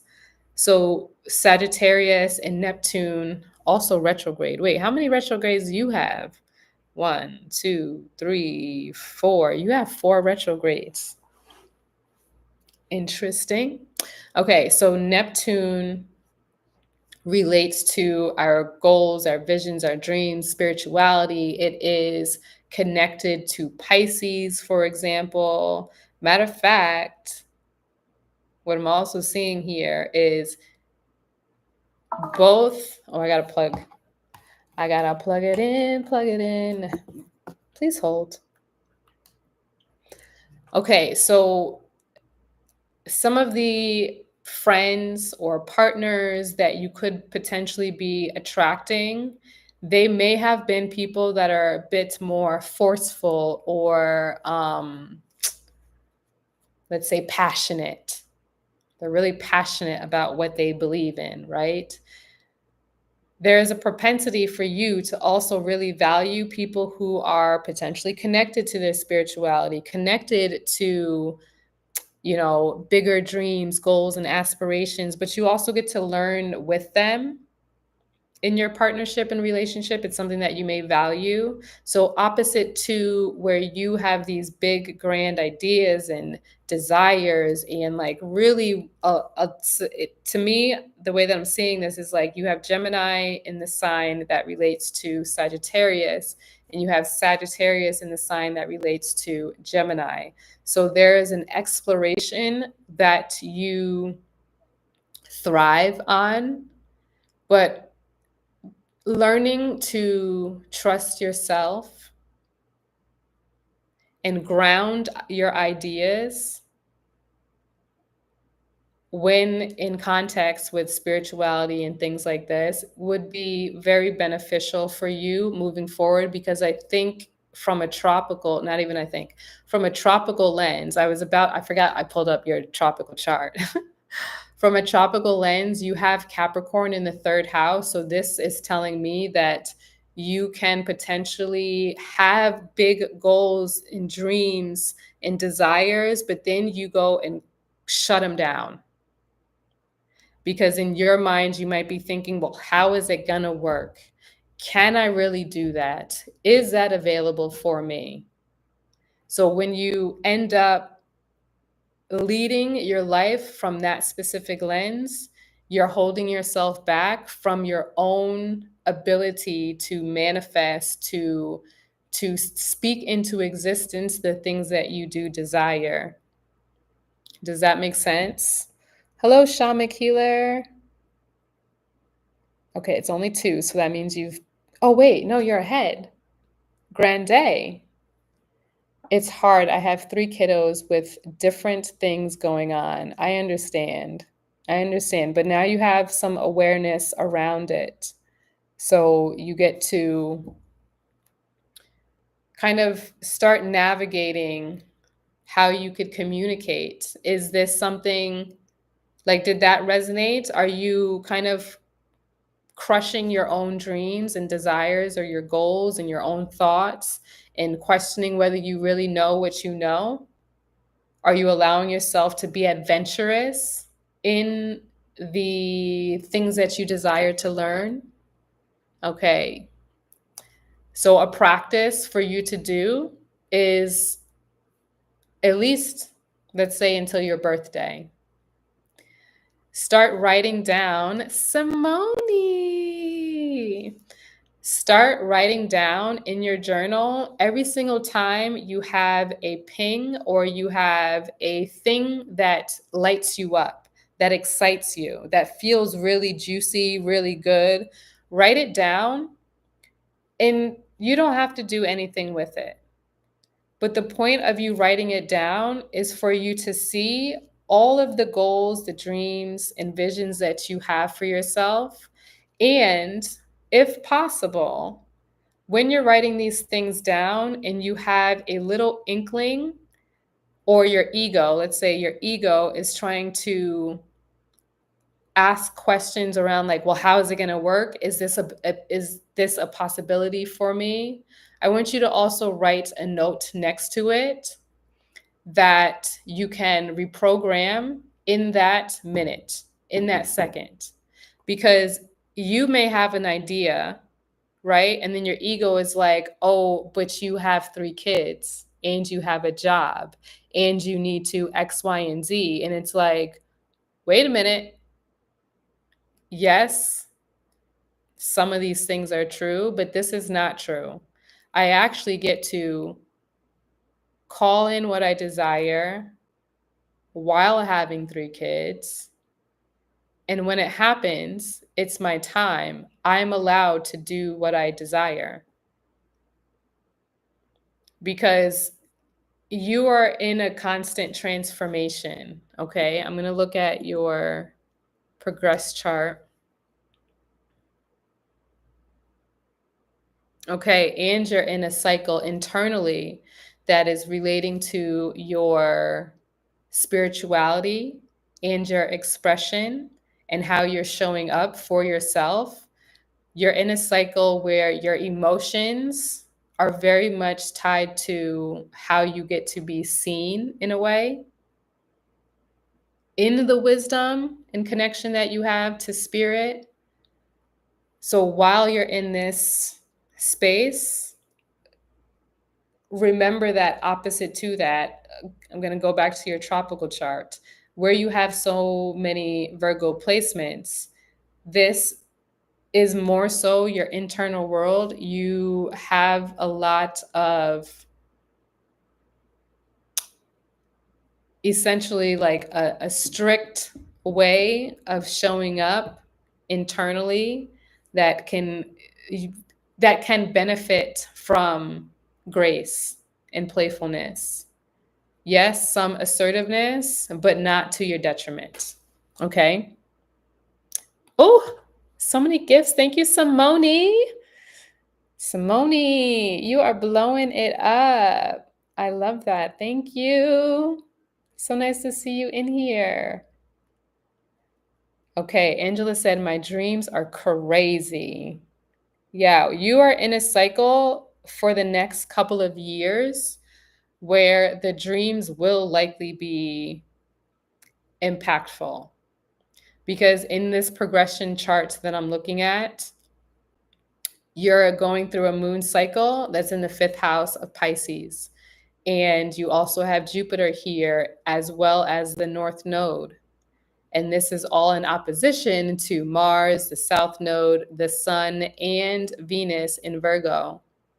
So while there is a desire for potentially healing the world, you also have to heal the internal world first to honor your cycles. You're also in a cycle of wanting peace or being even seen as peaceful and creating peace for yourself. There's a discipline that is required for you to do things that align to you, not for other people or for the sake of being received by other people.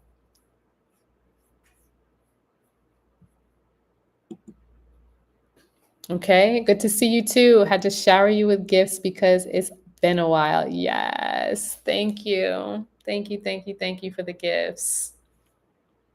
I'm so appreciative. Angela, what's this face? Yeah, I'm definitely learning that. What exactly, if you don't mind, what exactly are you learning? Because I just said a lot and I'm not remembering. Is it the working on being less critical of yourself, or learning how to create more space for peace, but not for the sake of being received by others? Hello, Elijah Rock.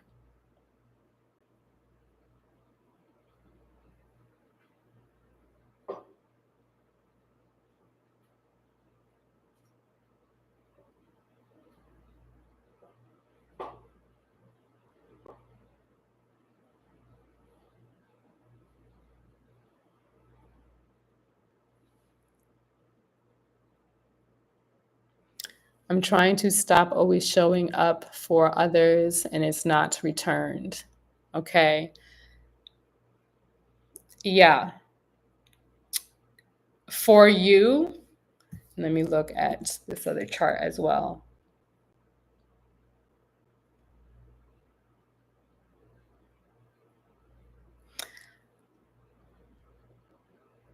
Okay, so internally, it's like you want to keep the peace, right?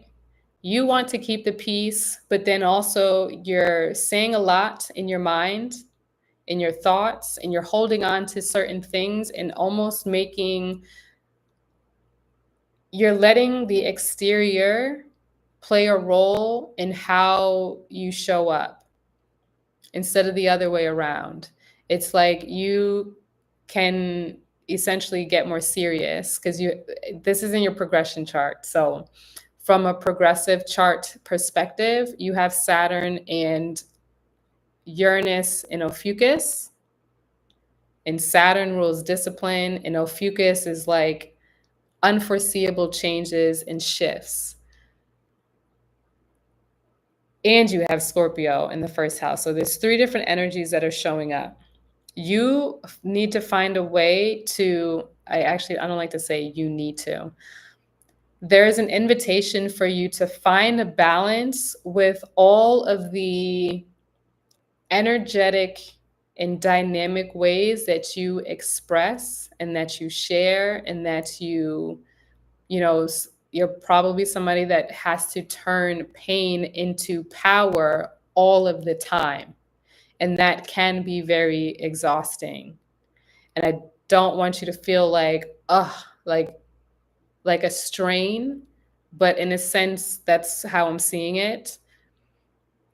When you are choosing to show up for other people, you get to, but do it because it's a full body yes. Don't do it because of the status that you may receive from doing said thing. I don't know what your human design type is, but for example, if you are somebody who tends to say yes before you even think about whether you really want to do the thing, Do your best to take more sacred pauses before you share a response. And if you're feeling that pressure might be an indication that maybe this is not what I should be doing right now. Maybe I should take a step back. And you could be honest with people. Right now, I don't have a decision. I would like to sit on this so that I'm honoring my feelings, so that I'm honoring myself. Because a rising sign in Libra for your progression chart, you have Venus in the 11th house, and the 11th house is still in Virgo for community, always wanting to heal the community. We think in some ways that we are doing something for someone else out of the kindness of our heart, but there is a martyrdom energy that also gets reflected through it. Because if I do this thing, that means X, Y, and Z. So there's some kind of expectation that's getting in the way of you just doing the thing because your heart is so full. And your heart needs to be full. Your heart needs to feel joy. Your heart needs to feel the love that is necessary, because also too, you're based on these two charts together, there is a desire to be rewarded for the work that you are putting in and doing for other people, because Leo likes the reward, it likes the applause. So how can you also start showing up for yourself and applauding yourself so that you don't actually need anybody else to do that for you, because you got you? Does that make sense? I do it sometimes because I feel bad. Yeah. Feeling bad, that those feelings are valid, but it's the quickest way to create disharmony in your own body and dis-ease in your body that you don't want. And I'm not projecting that this is going to be a propensity for you. What I'm saying is, when we are repressing ourselves or feeling bad based on how other people perceive us, because you don't actually feel bad for them. And my invitation is for you to hear me deeper and higher when I say that. You are not feeling bad for them. You're feeling bad for yourself and how they may believe or treat you or see you. But at the end of the day, it's still a concern how other people are seeing you. So either way, the approach to it is selfish. And selfishly, sometimes we're doing for other people, again, because of the reward. But start paying attention to when those feelings come up, and really you could sit in stillness and just ask yourself, what is it? What is the truth, actually? The truth also gets to shift. Two things can coexist. But with Libra, rising sign, and then let me look back at this chart. Yeah, Libra still is in your first house. The people pleasing tendencies is tied to Libra often. Just find more balance. Make sure that you have peace here and release all of the masks that you are upholding in order to understand your place in the world. Okay? How does that feel? How does that resonate?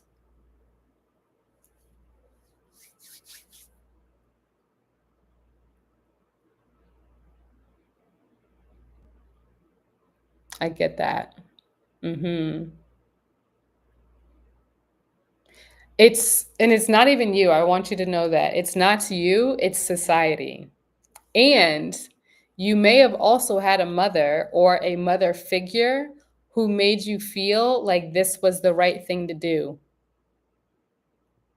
Because a lot of times when you have this specific placement in the first house, your moon sign and Pluto in the first house, or maybe there could have been a passing even, but having this type of placement, it's almost like you end up taking on a lot of identities of a mother figure where you don't fully get to be yourself.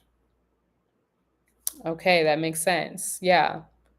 It's almost like your mom probably did the exact same thing. She showed up for community, community, community, community, community, sometimes at her own detriment. So you get to shift that. That's not who you are. So allow yourself to move through the waves of life.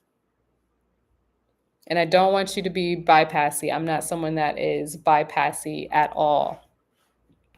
Honor your cycles, but also remember to give yourself grace, to have fun when you could find that space to have fun. Okay? You get to reprogram, recode the lessons.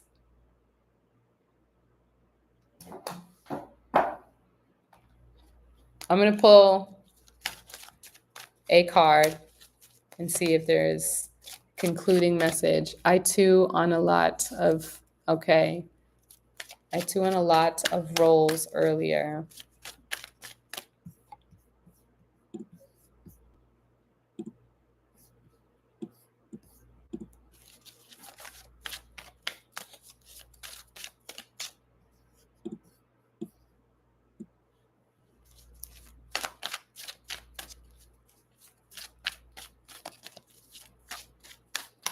It's like you just want everybody to be loved and cared for. You got to care for yourself. You have to care for yourself. And speak your truth. Hear your own voice. Share your own wisdom.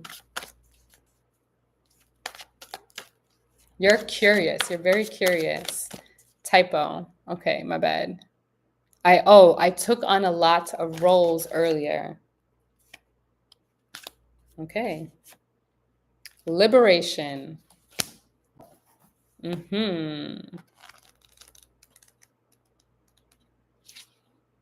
Liberation.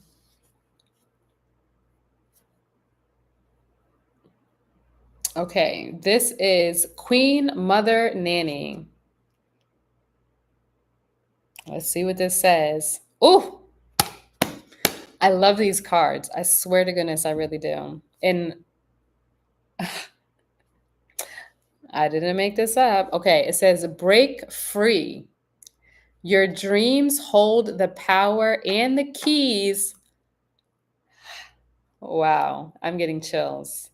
To your liberation. Wow. Moving energy. Okay. Exactly what I said in the beginning, because of where your key, your actual key is in the 9th house in Taurus. Okay.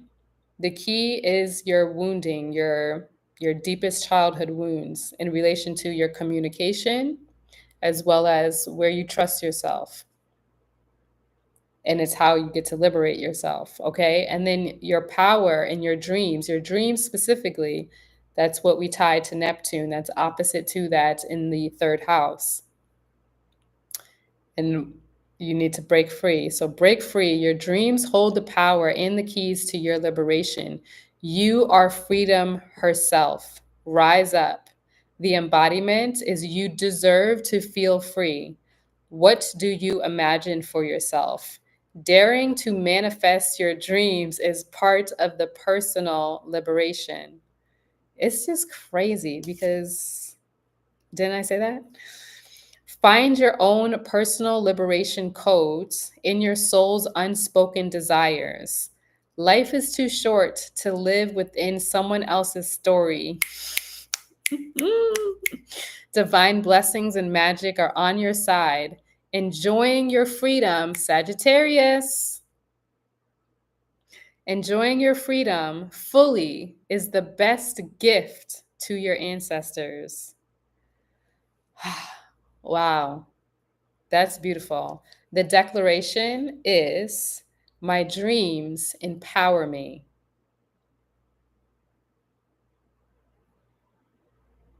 Okay, I'm going to read this too.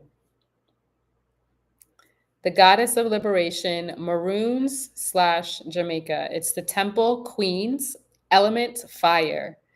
Queen Mother Nanny of the Maroons was a spiritual leader, military strategist, and revolutionary. This Ashanti healer was brought to Jamaica in chains and escaped to lead rebellions. I feel like that is your 11th house placement. Nanny helped to free over 800 enslaved people. But who? Who freed her? That's not in here. That's me speaking. That is me speaking. While you are out here trying to save many from themselves, who is here to save you, to free you? Only you. Okay? Gratitude so much for trusting me to share this reading with you. I'm willing that it served you. Thank you so much, spirit guides, angels, ancestors, God and guardians. I ask that all the messages received are in the highest benevolence and timeline, that everything Angela needed to hear is received with grace, ease, compassion, and integrated in her own timeline for a greater good. I ask that anything that was not in the highest timeline and benevolence be dismantled, deleted, and disintegrated from all timelines, spaces, realities, versions, and iterations now. Gratitude, gratitude, gratitude. That was beautiful. I mean, in my personal opinion, you have a lot of power. You got to take that shit back, girl. Take it back. Or run that shit back. Thank you. Gratitude.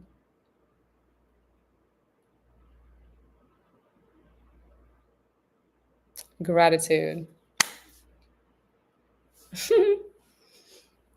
How do I start? How do you start? Running shit back? One, for sure, take a sacred pause. Take a sacred pause before you say yes to anyone. And create some boundaries. Make a list of boundaries that you would like to integrate for yourself. Create boundaries. The other thing I believe I mentioned is journaling, writing down those goals, those dreams, those visions that you have. And if you have a moment where you're like, I don't know if this is real, write that down too and reprogram it in that moment to shift so that you're not unaliving your desires before they are ever in the material world. Okay? And if you would like to go deeper, feel free. I have other links in the bio. And if you feel as though you need a clearing of energy, my dear friend Noni Kai, she and I do readings together. We have two options, visions and values, if you're looking for more business related clarity, or if you're just seeking clarity around what can be released in more messages for integration, the mini deep is what I recommend. But honestly, I feel like this was already a lot.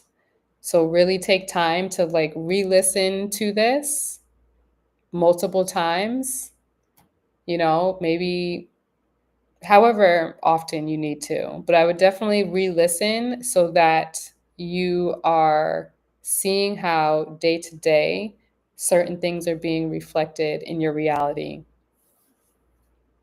And that will, to me, that'll be helpful because even though you receive this reading now, because when we're in it, we can be a little bit out of it.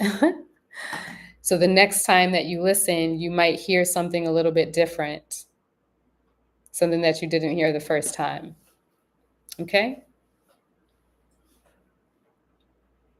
Again, thank you so much for your trust. Beautiful.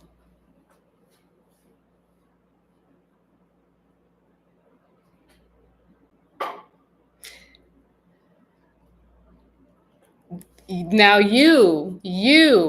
oh, I'm getting so many chills. I'm getting so many chills. I absolutely can read children's charts. Wow, this is you are showing up as my spirit right now. That's why I'm cheesing so hard because I have been sitting on this offer. Oh man, I can't wait to tell Noni. She even told me, when did I tell? I think I just told her yesterday or the day before, and she was like, "If you don't share that, da da da da da," da." I was like, "I know, I've just been sitting on it, blah blah blah blah blah." But I'm really, because I'm in it too. Like I'm out here, you know, needing to initiate more of my other projects versus some of the projects that I have been working on. So, yes, I read charts for the children, obviously, with your permission. Yeah.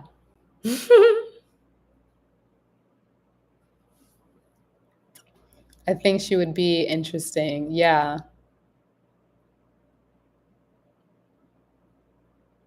absolutely. So, I offer basically readings for you to understand your child a bit more because again they can be navigating through two different perspectives. But I mean, me not having a child, me not having a child but also seeing how children operate, I actually think that the kids are attuned to their sidereal chart when they are very young, but it's often expressed long as the parents and their environment give them full permission to not sometimes cloud their own ideas around life. Because obviously, we all know from 0 to 7 is when they are just taking everything in from their environment. But for example, there's a lot of children, you probably see them, where, let's say, I forget exactly which Asian culture this is. I don't want to speak out of my tongue, but let's say, for example, they have a blanket of different tools and objects and things like this for, I think it might be like their first year birthday, and they could choose anything on the rug. In this one video, a 1 year old, picked up a bat, and he picked it up and swung it like he had been, I always get chills. It's like he's been doing that forever. Or there's kids, there's babies that are like sitting in the lap of their sister or their parents who are playing the piano, and they cry when that parent stops playing or that sibling stops playing. And their little chunky baby fingers are also playing the piano, and they are like no more than 2 years old. That to me tells me that they already know exactly what they're here to do.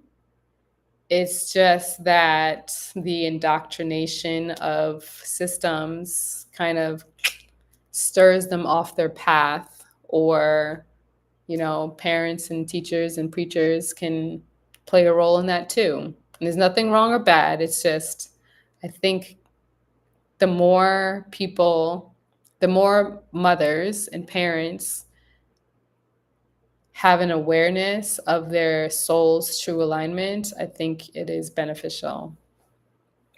So, absolutely. Definitely feel welcome to book. I'm going to put up a link for this.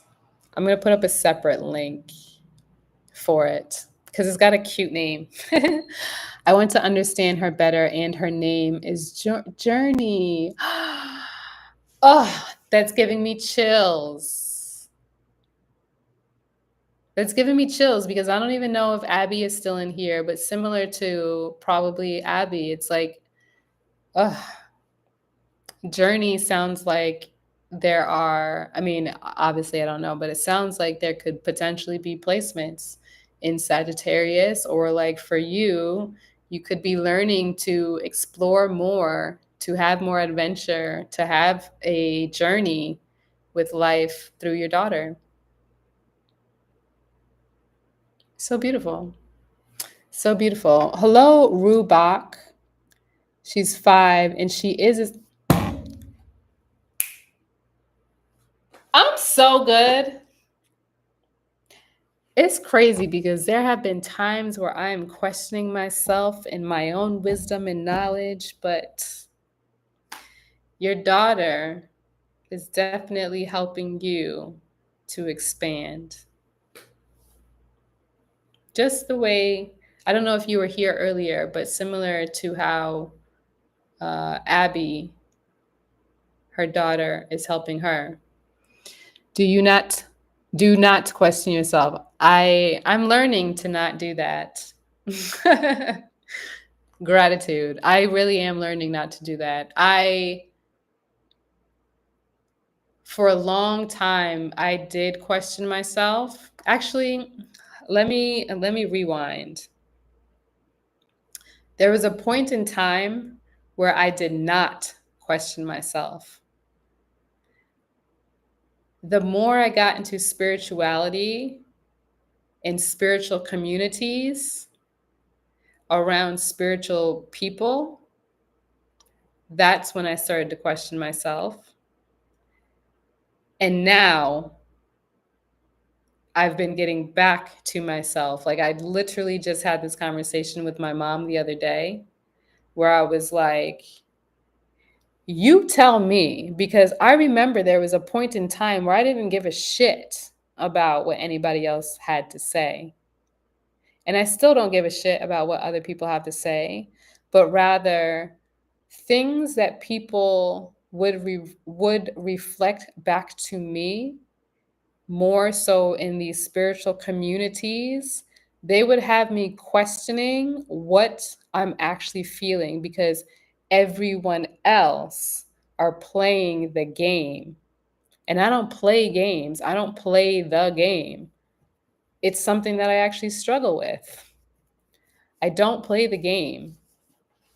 And I'm not fake.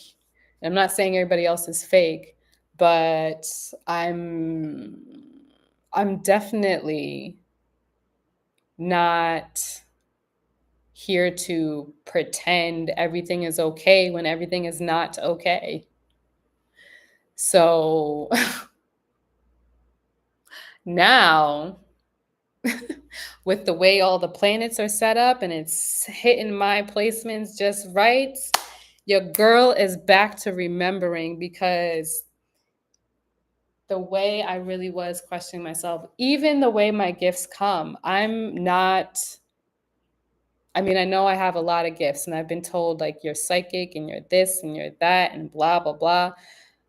Actually, I don't want to be dismissive. Thank you. I get it.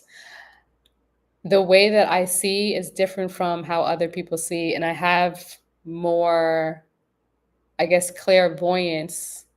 No, sorry, claircognizance that is activated within me. And being in spiritual communities in the beginning of my journey, this had me questioning myself because, for example, if we're doing like group meditations and then or sound bath sessions or whatever it would be, people, when they would come out of it, they're like, oh, I saw dolphins in a waterfall and whatever else they would say.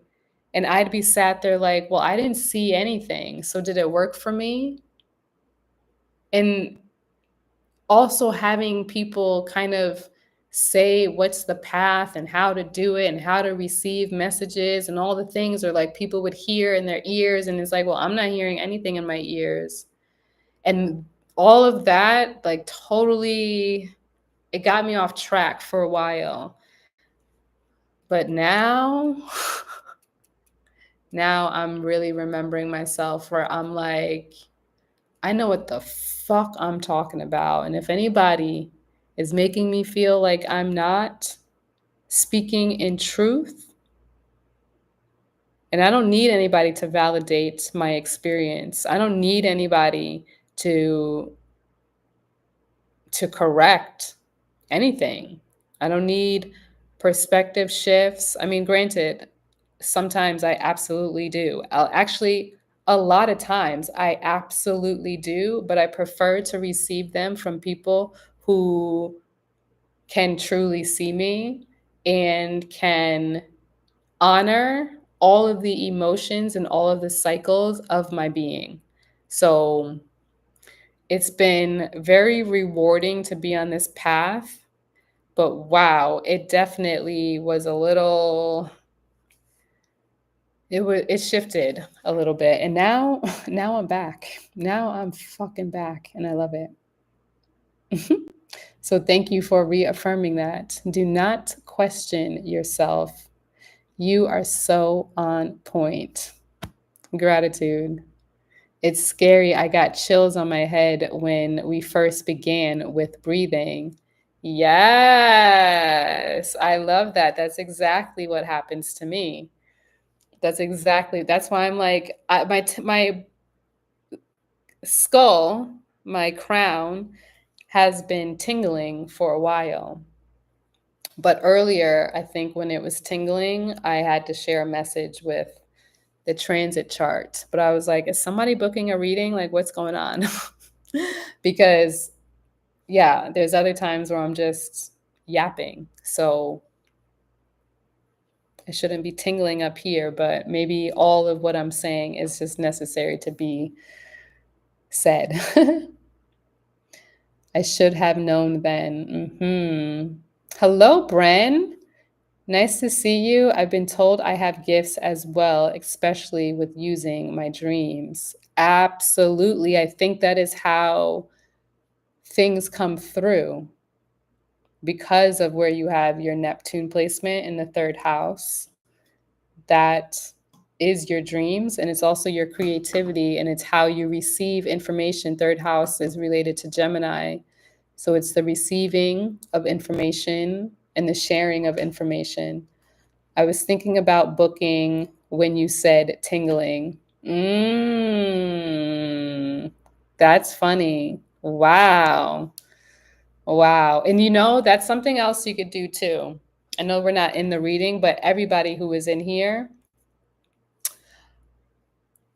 I have been practicing saying anything that I am feeling or experiencing in the moment so that I can train myself in my awareness.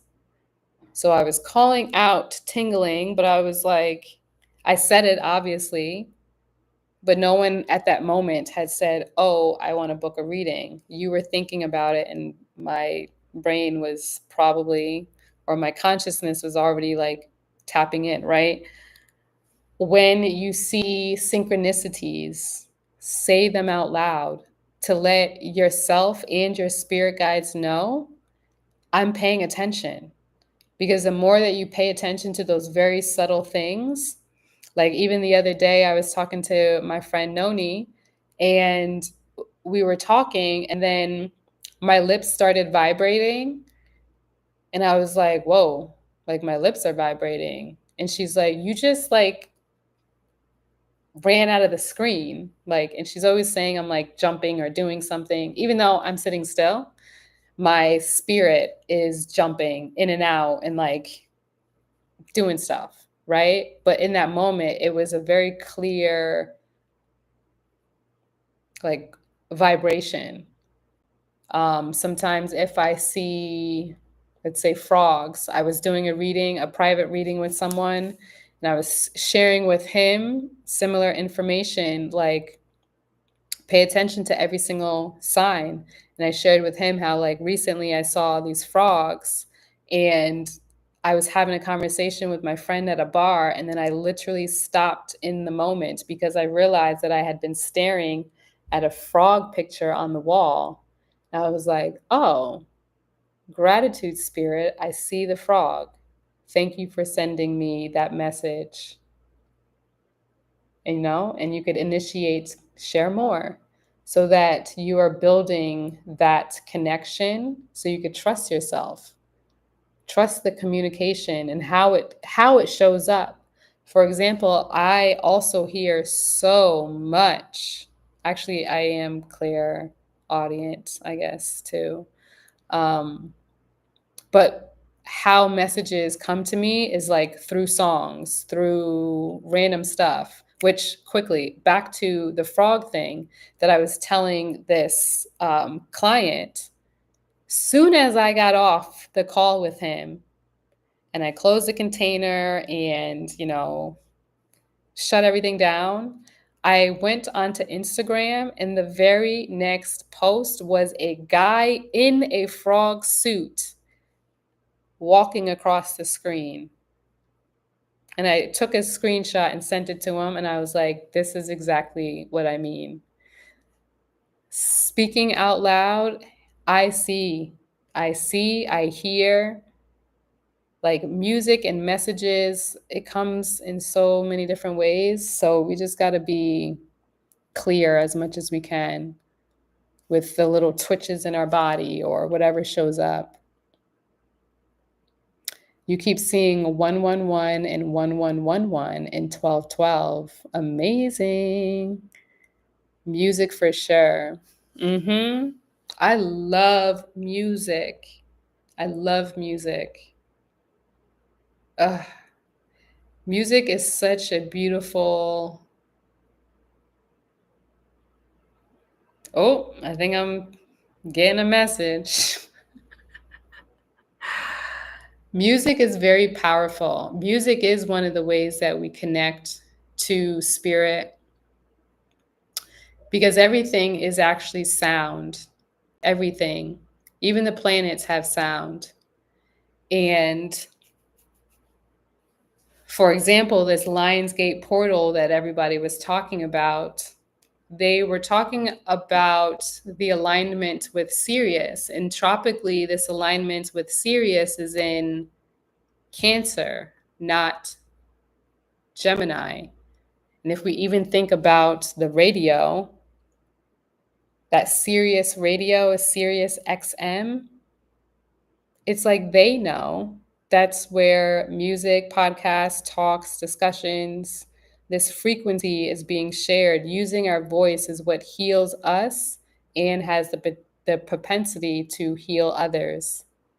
But a lot of times we have to give ourselves permission to vocalize the things that we need, the things that we desire to share, the messages that come through. Like, even how we talk to ourselves, we have to be better. I have to be better with myself. A lot. It is a practice. It's a real practice. Okay. Travel with Mark. I don't know if you're still here. Thank you for popping in. Hey, Cancer rising. Not sure what's my tropical rising. Oh, so your Cancer rising is your sidereal? I really hope you're still here.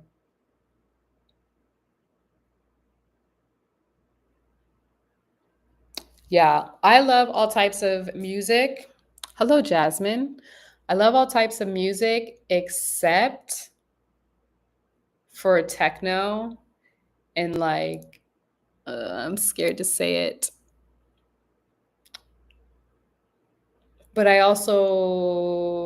don't like a lot of Latin music, to be honest. I do like the music in Brazil, but I don't really like the music in Mexico. It throws off my nervous system like totally, totally. Oh, you want to do your daughter here and now? Or would you like that in more privacy? It's up to you.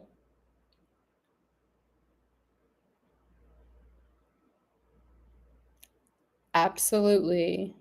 Day it. Wait, I'm reading comments. How long am I on for? Honestly, I'm on as long as I'm booking readings. I've been yapping honestly for about, well, actually, I guess I could check. How do I check this button?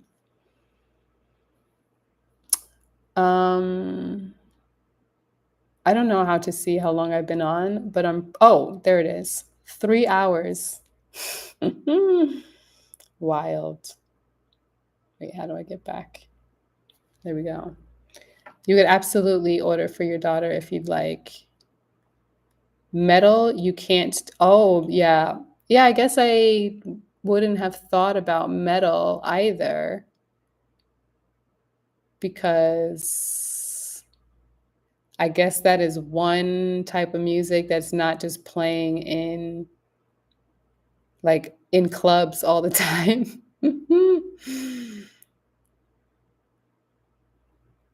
You're okay with it being live?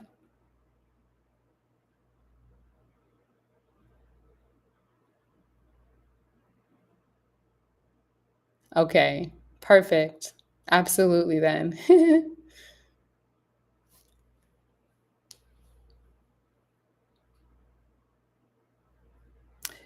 Are people waking up or are they just up late at night?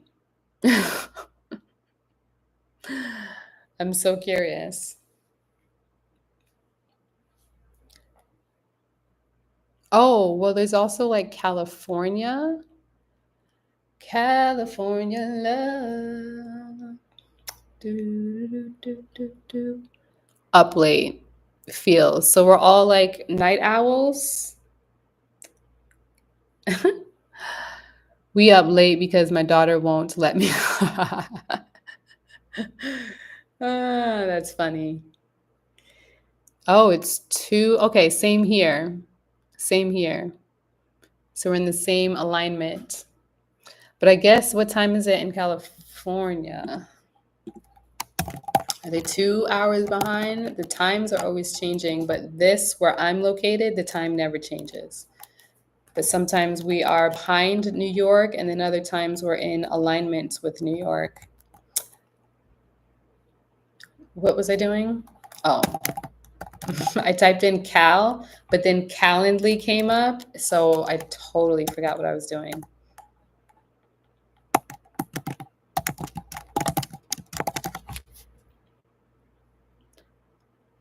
Okay, it's like 2 hours. Oh, are you also in Dallas? Meta? Meta Galboni?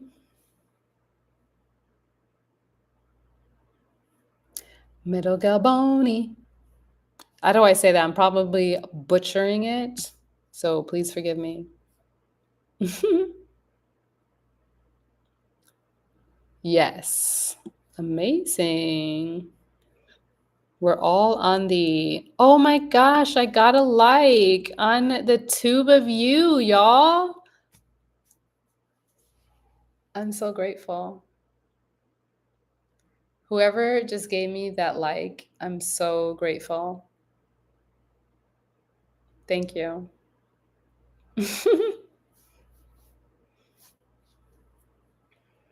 Because everybody else has been dodging me. Is like, do I not have the chat available? All messages are visible. No one wants to chat? No one? Anyway.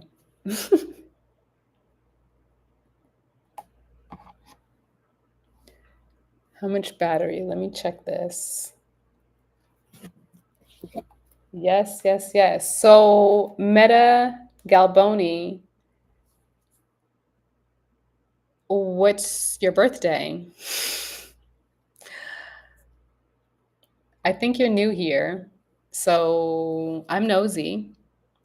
And if you would like to know what your true zodiac sign is, because I follow the 13 zodiac signs in true sidereal astrology. So, if you would like to know, oh, yay. November 25th. So, you are a true sidereal Scorpio. Did you know that about yourself? Do you resonate with Scorpio energy, or is it an energy that you maybe potentially attract and dislike? Scorpion.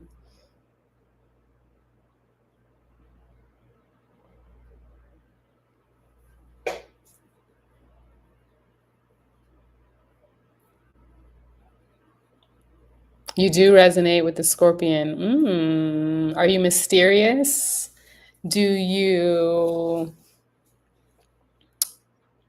I mean, I was just going to ask a generic question. Do you like to explore the mysteries of this world to understand how it all exists so you could use that power to manifest?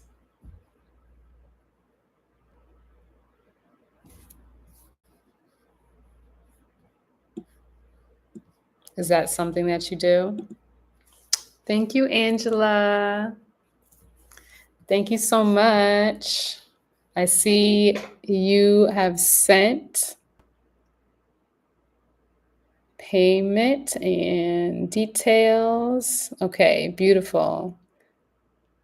Thank you. All right. Wait. Oh, sorry.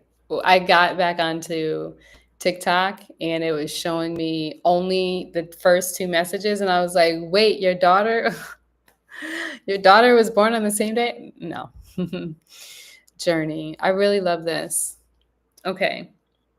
Please hold while I pull up all the charts.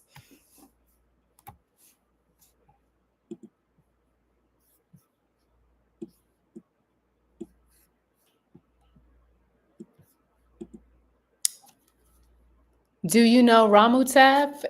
Yes, I know Ramutev. Ramutev and I are birthday twins. And we just happen to both talk about sidereal astrology. If that is not some kind of coding that exists in the cosmos, he likes to say that I'm like the little sister.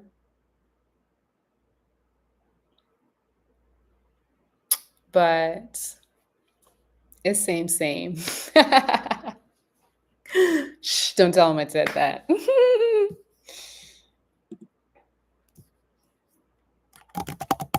All right, let me pull up these charts.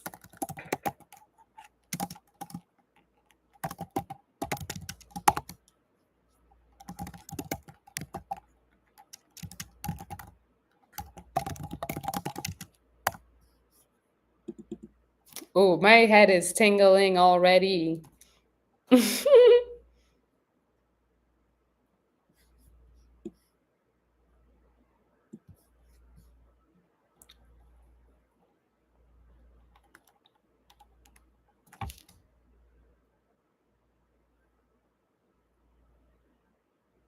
Oh.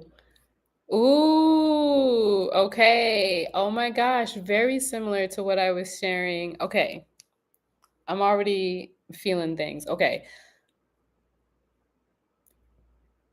12/9/19, correct? Wow.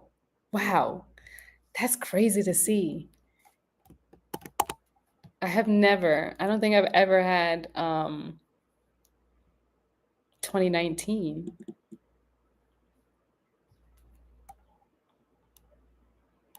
It's crazy to think because we're born in like the 80s. Awaiting his book, so excited, amazing. Yeah, Ramutef, he knows his stuff. And I'm not no little sister. I'm just kidding. I mean, I obviously am younger, but and we both have like not the same rising, but the same placement behind our rising sign. It's so trippy how all those things align.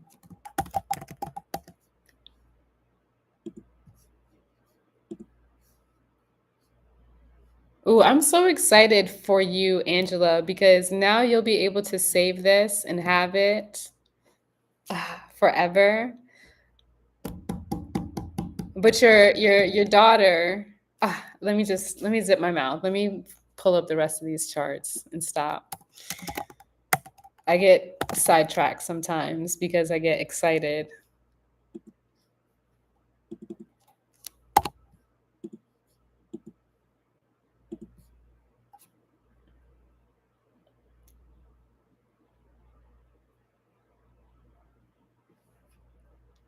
Okay.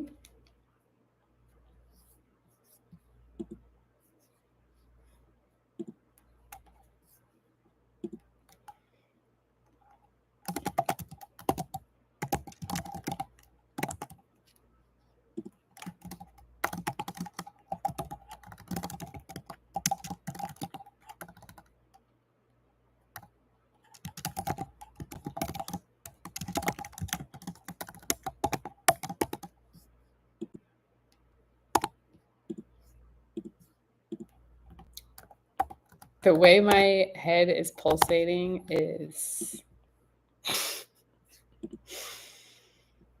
I do not know what's going to come out of my mouth.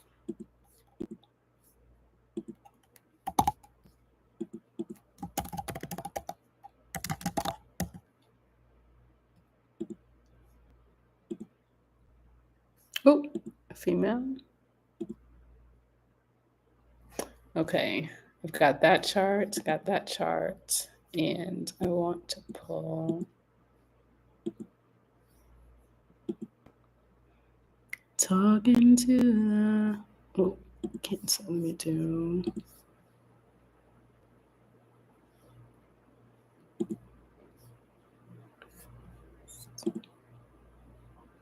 Sit by myself, talking to the.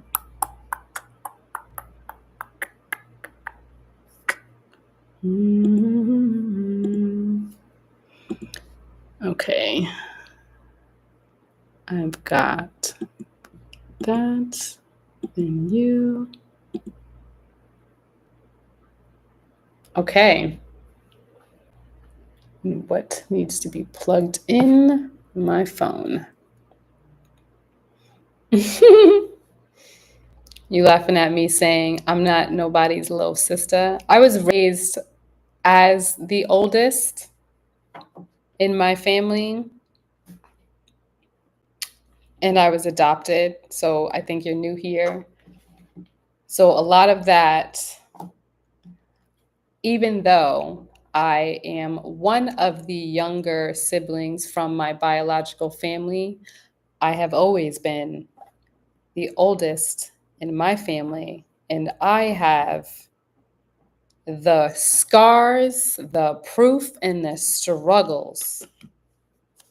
Okay? I'm just kidding. I'm not kidding. I'm not kidding about that, but I am joking that, you know, it's nothing but a chicken wing. I love the fact that Ramutef and I have the same sun sign. Like the way that both of us talk about it, it's kind of hilarious. Like there's something that probably buzzed into our specific birthday where it's like you can't tell us anything that is not the truth because we won't believe you. And we're going to stand 10 toes down on like stop looking at tropical astrology if you want to grow. Anyway, my mom was adopted. We did not know her side. Oh, wow. Wowzers. I really wonder how that is. I don't desire to have, well, actually, I've said it enough. We all know. And we might, oh, that's just a new person. Hello. Hello, pretty dark brown. I think welcome back. Okay. Angela, are you ready? Oh, wait, I have.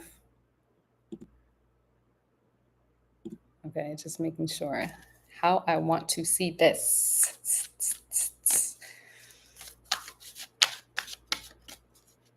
I'm really out here. I'm so smiley.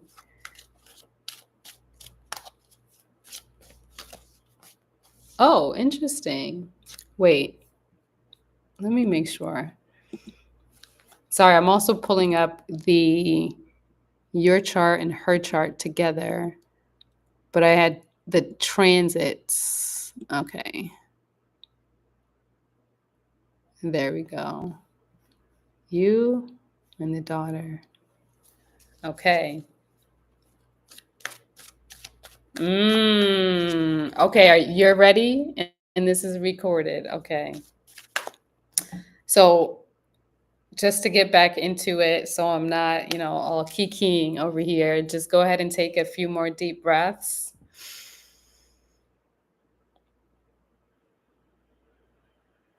Asking your highest self what it is that you desire clarity on.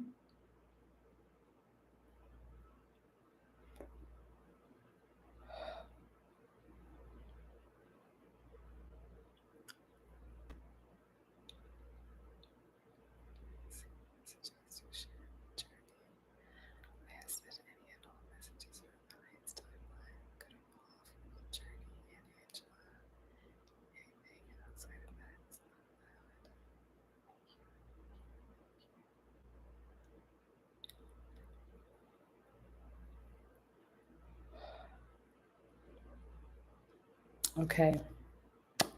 You may open your eyes.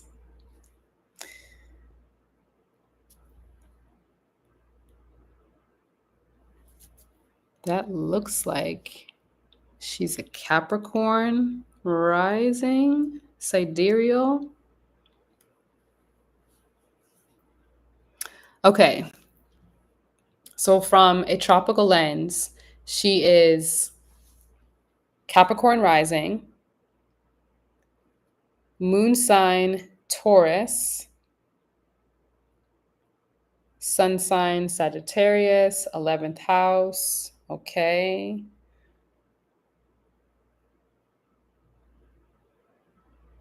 And then here, she's actually Sagittarius rising, Ophiuchus sun, and then her moon sign is actually in Aries. Very interesting. What I am seeing right off the bat is that both of you seem to have a dynamic where service to others is very prominent in your chart. It's like showing up for other people, showing up in community, showing up in work, but then also soul healing. Okay, so yeah, baby girl has a lot of placements in the 12th house and the first house that I am seeing from a sidereal lens. And again, I want to check one more time to make sure because it's to me kind of it's a drastic change. So is there something that these are the same.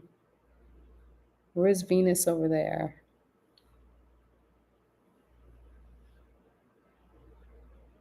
Wow.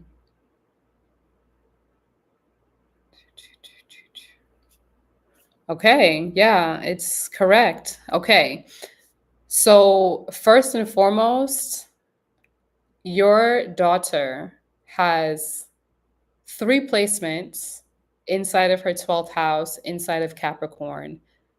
Her values, where she finds discipline, but then also a planet of betrayal, death and rebirth, a planet of loss of power. And I mean, I think what I'm seeing, has someone passed?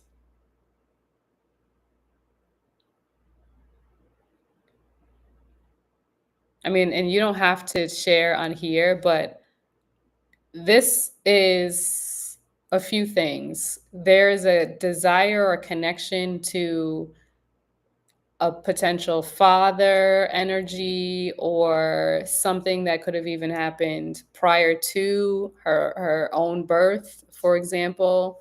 But what I'm seeing is that she could be very critical of herself or hard on herself, and she'll need to, throughout life, be mindful of her values, how she's speaking to herself, subconscious healing. So I would really be doing certain things that allow her to tap into her expression and her feelings and making sure that she's not suppressing herself. And that,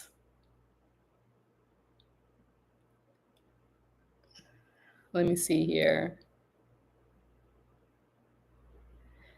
Because here's the thing, essentially with Capricorn, it likes to hide their feelings because they're not sure about being perceived as weak, for example.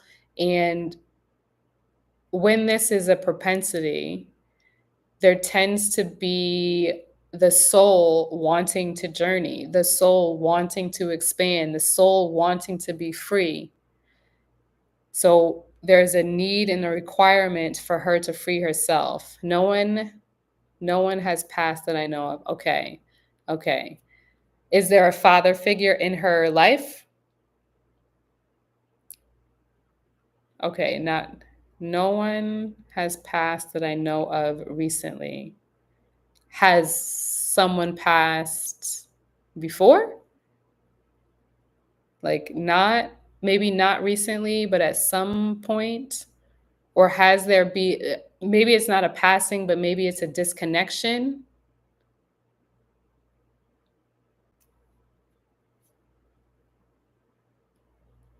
And if I'm going too deep, you just let me know. I'm trying to decipher. I had a daughter who has passed in '07. Okay. Oh, in '07. Okay, I'm getting chills. The first thing that was coming to mind is like, oh, maybe she's who had passed in the past.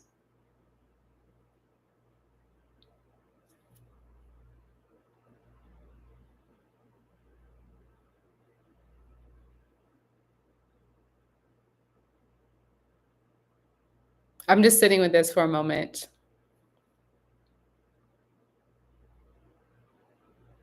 Her dad is not around, but he is an Aries.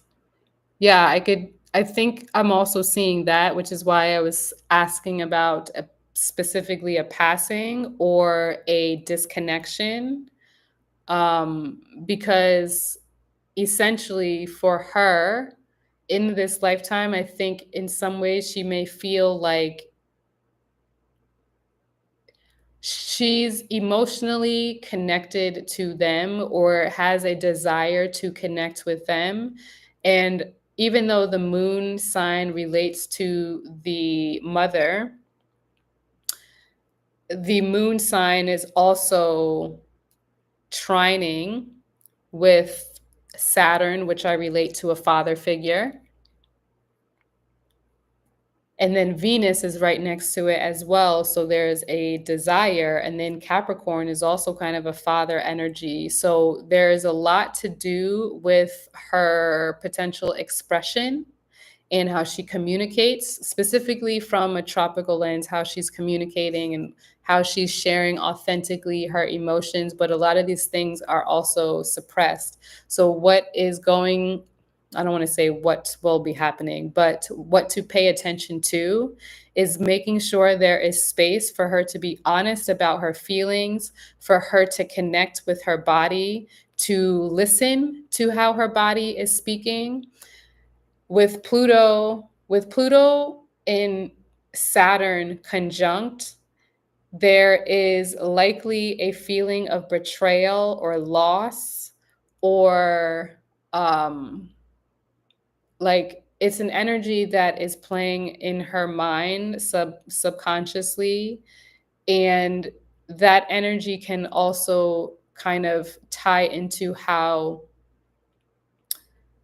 like, even maybe thinking it's her fault or things like that. Like, she may be tying some of her identity to maybe even not having a father, but wanting a connection, or like having him not be around, because there's a discipline that comes with having, father energy as well.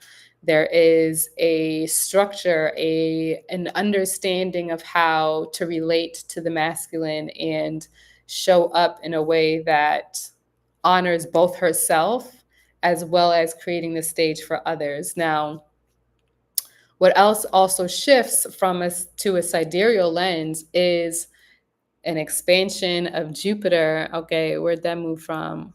So Jupiter's in the 11th house from a tropical lens. Jupiter in Capricorn, 11th house, tropical, but it moves to Sagittarius in the 12th house. Her Venus, her Saturn, her Pluto all moves to the first house, which is why I was like, wait a minute, is this the same chart? Is it the same time? Look at me now, still checking. Is it the same time? All of these things kind of move and shift. So her values, how she shows up responsibly, and Pluto, there is a shift within her identity that may come up a lot. Which, did you have this same thing? Let me check real quick. Interesting. You both have this placement. So what you get to do with her is to nurture how the different cycles in life are here to teach lessons, but those lessons help build her strength. They helped build how she shows up in the world and how she identifies her place in this world as someone who likely will be journeying, because a rising sign in Sagittarius is definitely giving long distance travel, is definitely giving, I want to see the world. I want to even probably explore this subconscious realms. Like, this can look like, from what I'm picking up, is she might be somebody that's very much interested in psychological concepts, understanding the realms that we cannot see, understanding how things work. And I believe she's very tapped in to the other side. I think in some ways too, maybe she Yeah, maybe a couple things were coming through. Okay. Maybe she was the daughter that had passed in 2007. Like in some way there is like a transformation or an essence that she carries through maybe from that time. And also, when, yeah, I feel she is very tapped in. She has sun inside of Ophiuchus, inside of the 12th house. So plus, actually, and she's got a little bit of Scorpio here. She's got Scorpio energy, Ophiuchus energy, and Sagittarius energy all in the 12th house of Pisces. This is spiritual. This is connection to the darkness, the occult, to spirituality, manifestation, being able to bring things from nothingness into this reality. Then there is a light that she shines on wisdom and understanding wisdom within herself. So again, she might be somebody who explores the astral realms for a living, or she's exploring the different ways that we can tap into healing from psychological things. In the past life, she could have absolutely been some type of explorer. I'm looking, where is the Mercury? Mercury. Okay. Like she could have been an explorer of the other realms, like a spiritual guide, spiritual teacher. This also looks like someone who is like a philosopher. Like they are learners. They are here, for example, your daughter is here to learn and potentially share with other people her wisdom and her gifts, but for like healing. It's like professor vibes type of energy.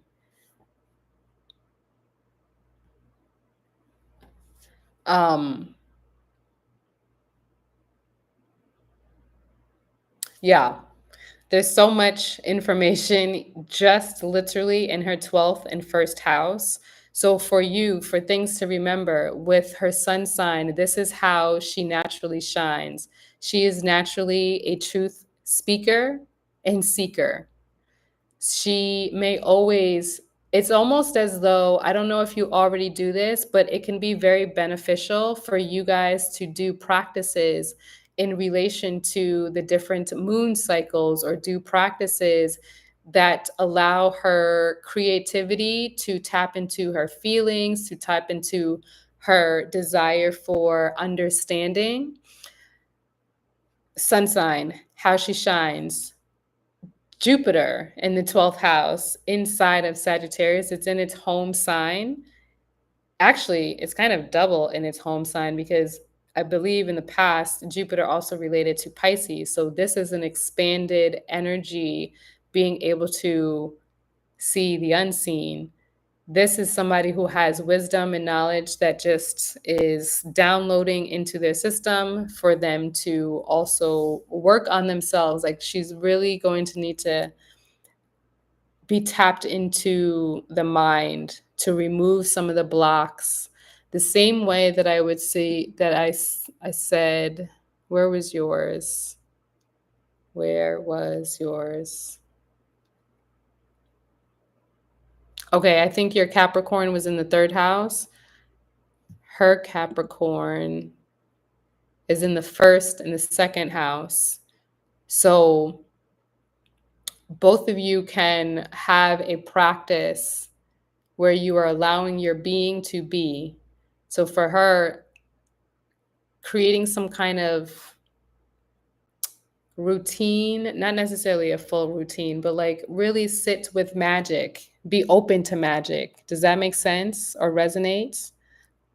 Hello and welcome in. Sorry, I'm not very active in the chat right now because I'm in the middle of a reading, but thank you so much, Brands, for being here. Okay. It makes sense. Okay. Yeah, because she wants to learn. She's always going to want to learn. That's part of her values and her identity. She's someone that's always going to be asking questions like, "But why does that happen? But why does it work? But how? But how? But how?"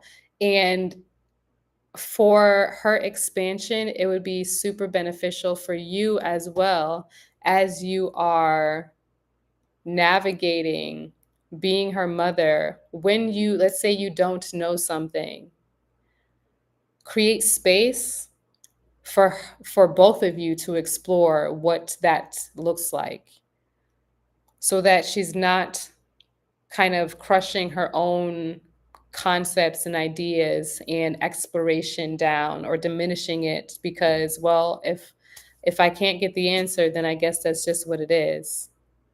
Okay. There is absolutely, okay, what I'm seeing, this, interesting how that shifted. I think I did mention it, that there is this emotional connection.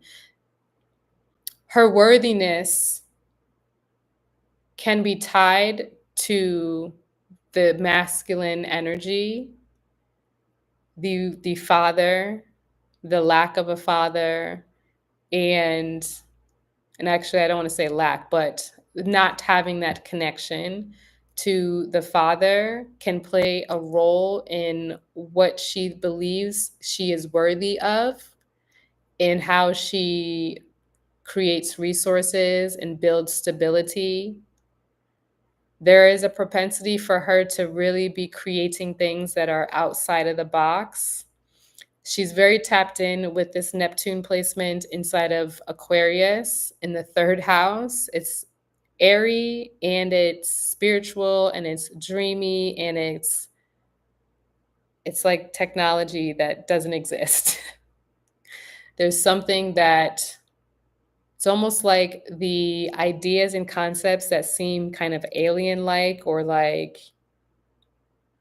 really profound.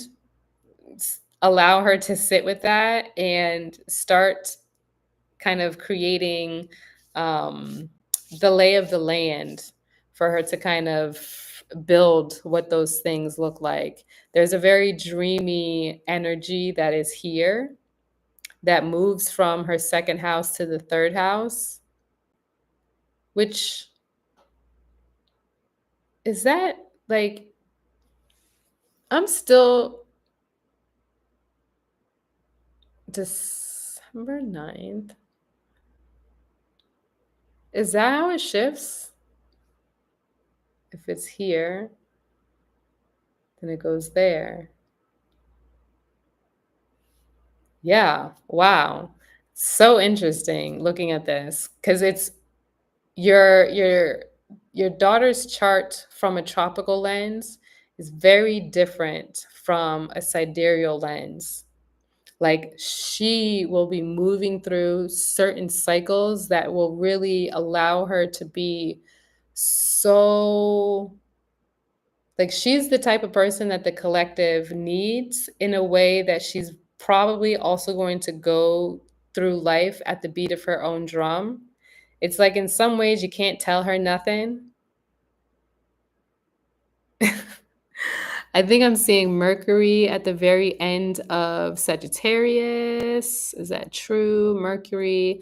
Okay, it's 0 degree Sagittarius.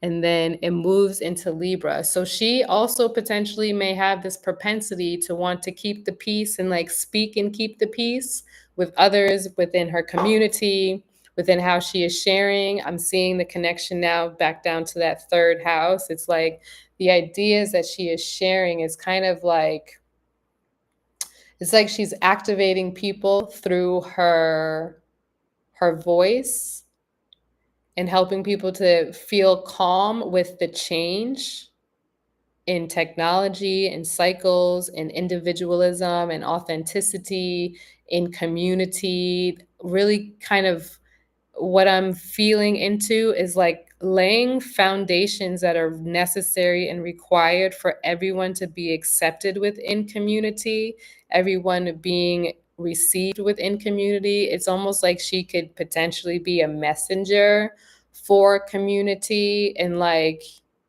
I don't even know, maybe awakening people through voice activations, things like this. But for her, there's also some wounding around how big her goals and dreams are. Is this available? Is this allowed? There is wounding potentially that will, relate to taking action, potentially wanting to take action or having a lack of taking action and having trust with their visions. Does this make sense? Make sense. I always think she sees things. I think she does see things. I think she does see things. I agree. You can't tell her nothing now. Yeah, it looks like you can't tell her nothing. Okay, because here's the thing. She's got Virgo. Her Virgo is her MC sign. This Virgo is known as the Virgin Mary or the Master Healer. And the work that she is doing, it feels as though it's quite large, I would say, from this specific lens that I'm looking at. She has a very nurturing and caring energy in relation to how she shows up in work, her daily routines, as well as what else am I seeing? Yeah, even her health, like really she's got to honor her emotions.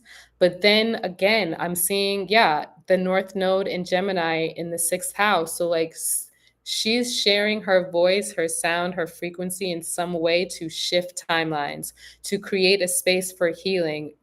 She's got Taurus also in the sixth house. So it's like whatever she experiences in this lifetime, the things that she goes through, she now has a template that allows other people to step into their highest alignment.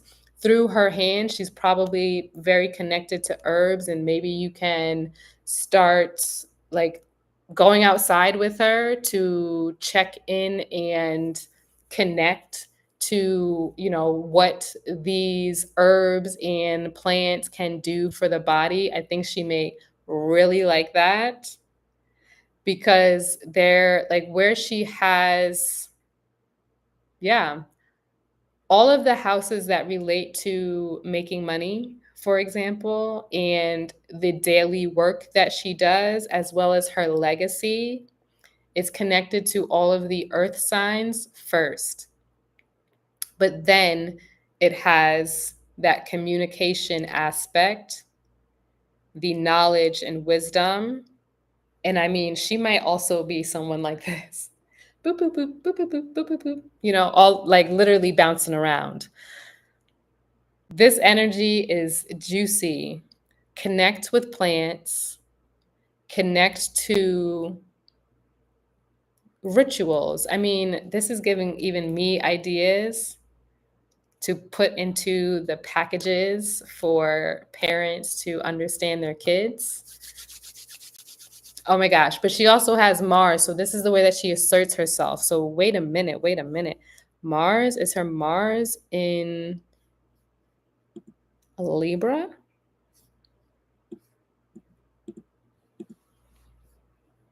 It is. Mars in Libra. Does Mars like that? I don't think so. Two things could happen here. She could either be very decisive or she could be very indecisive. Therefore, she has to trust herself. She definitely needs to learn to trust herself. And her moon sign is inside of Aries. So this relates to Mars and her expression. So how she may assert herself or show up or even feel as though it's safe for her to be seen in her passions, let's say. It's an energy that kind of needs to be mindful of when the emotions are very high out of a need to fulfill something, whether that is an achievement or applause or recognition, and then really like bringing that into balance and harmony and peace. She seems as though she's going to be a go-getter. She's got a lot of trines. She does have some oppositions, but I'm seeing a lot more like blue lines than I am the red lines. The red lines kind of tie to even with the home.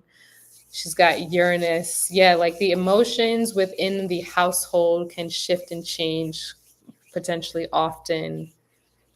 Um, which can look like, again, indecision, where she just needs to learn to trust herself. And then one more chart,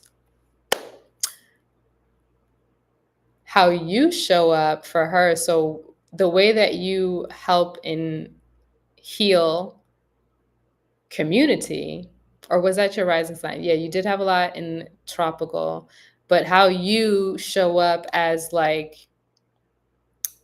how you identify as a person that helps a lot of other people. She's doing this help and service through her legacy, through the 10th house. Your moon sign, your emotions play a role in sometimes how she asserts herself. Same with Pluto. Your emotions and your power kind of teach her how to have and stand in her power, in her own power. Creatively, you show up a lot in her 8th house. So doing things that allow healing, I think is going to be required too. She doesn't necessarily have any placements in the 8th house, but she may be somebody that connects with art in order to heal herself, connect with herself, and how you connect as well. I think if you guys do those practices together, you could learn a lot from each other. And your north node is over her Chiron. So where you are stepping more into your spiritual side, your dreams, she needs to see you also following through so that she can believe in her own dreams and communicate them. Okay, that was a lot. I didn't even look at the chat. So let me see. How does this resonate, even though we don't know all the things yet because she's not an adult yet, but these are things that you can look forward to ensure that she is in alignment. I'm seeing you have Saturn over pretty close over her sun sign in her 12th house. Interesting. So make sure that you are also where you can be very disciplined with yourself. Be sure you're not dimming her shine as well, not dimming her light, not dimming her light in the dark. Does that make sense? Because all these placements in the 12th house, it can sometimes be a little like, whoa, like where did that come from? Or like shift your perspective, the positive affirmation aggressors, I'll call them. But yeah, you both have a lot of energy that can be helpful to learn a lot. Okay. How long is the list? Just this one person. If you're still here, it is absolutely available for you to go next. She loves music. I love that. It calms her. Beautiful. See, be trying to eat, she be trying to eat grass. That is hilarious. That's how connected she is to the earth. She's very connected to the earth. Connecting to the earth is going to be very powerful for her.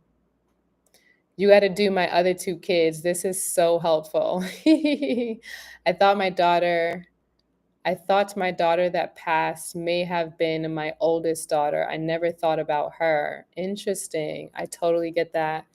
Yeah, interesting. I mean, and like, again, I don't know, but that was what was showing up for me, that maybe essentially with the 12th house, it connects to the other realms and sometimes can relate to things that have happened before birth. So where there could have been struggles, or there could have been, again, maybe even a loss. It's like maybe the father was around when you were pregnant, but before the pregnancy, null and void, right? Where now that connection, that energy, that value that she had relating to this masculine energy is now tying to how she develops with her worthiness.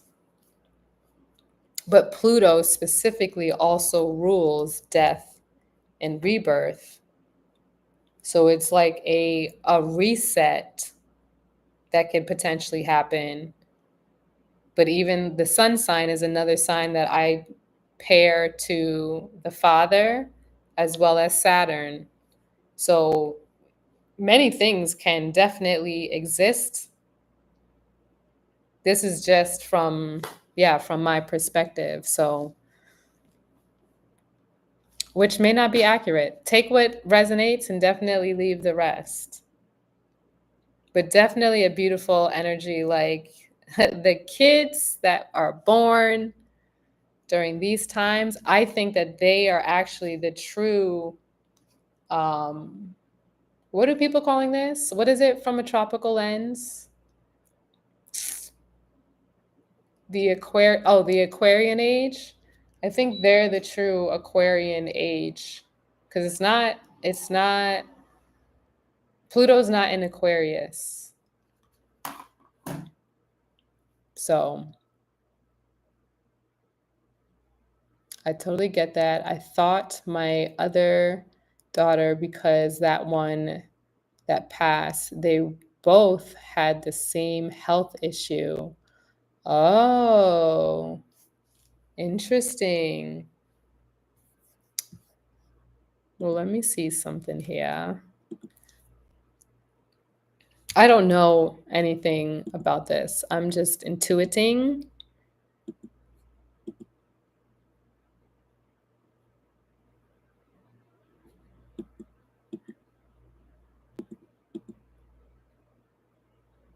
Because all obviously, like, your intuition is also very valid. But let me see.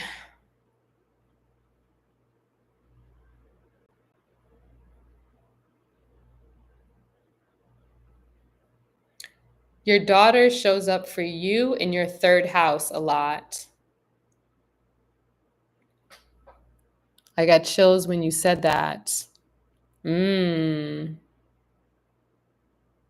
But one lived, the other one didn't. Wow. Interesting. Yeah, maybe some of this struggle happened in the womb. I'm getting chills. Your daughter,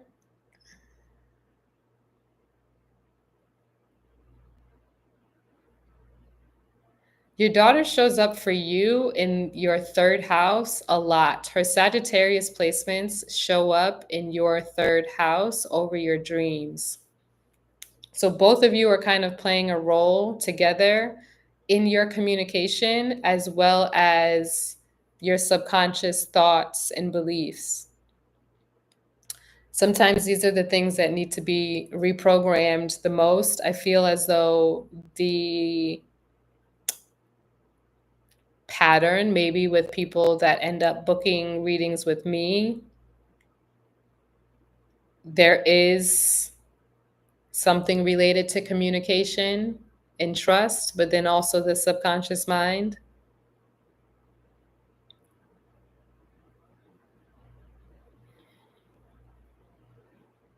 I am seeing the IC.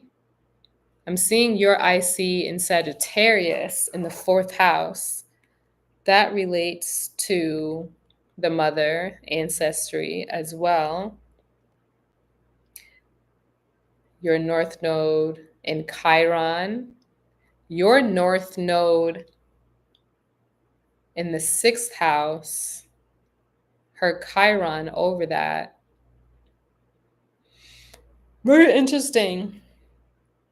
I'll have to do some research to understand passings because, yeah, like I said, that was intuition showing up for that. 10/25/07. 10/25/07 is Virgo. Could that?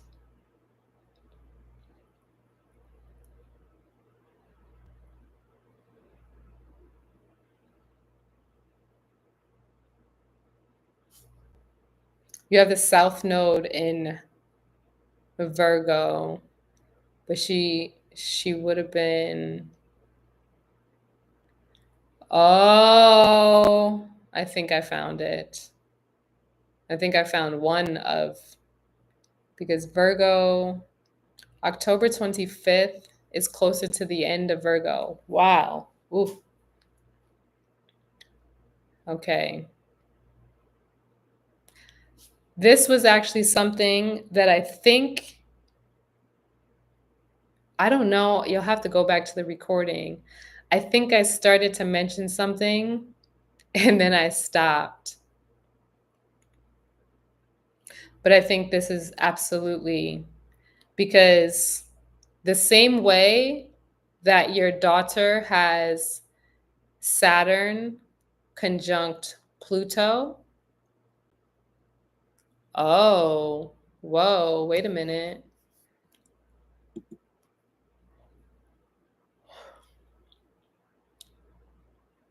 Wow. The same way that your daughter has Pluto conjunct Saturn, which I relate to the father, the moon relates to the mother, but you have your moon conjunct Pluto. So these two together also can relate to a death and rebirth of womb space. Also, Virgo relates to the sixth house, but you have your sixth house. I'm yawning because I think it's spirit more so. Your Chiron, sorry, her Chiron, your daughter, this daughter's Chiron is over the North Node, but the South Node is in the 12th house. So this is stuff that typically happens in the womb space, but then also it can be you to them. You to them. I wouldn't have, at first, I think I do remember hesitating because it's not always it's not always like the like just your like how your mom treated you, for example. It could be what the energy of that daughter was for you. And even what you may have experienced and tied your identity to, your own worthiness, your own ability to nurture and care. Interesting and beautiful dynamics. Oh my gosh, that's interesting too. Wow. Okay. So with you and your daughter, both of you have your North Node or your Chiron basically sitting on top of each other. So your daughter's North Node inside of Gemini is basically over top of your ninth house where you have Chiron. It's in Taurus, but tropically for you, it's in Gemini.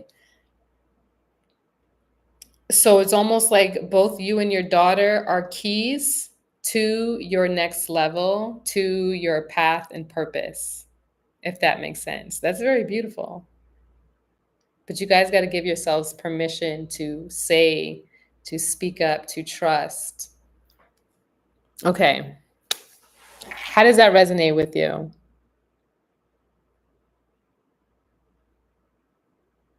I'm using my brain. I had to use my brain a little bit there. Or did I? Did I use my brain?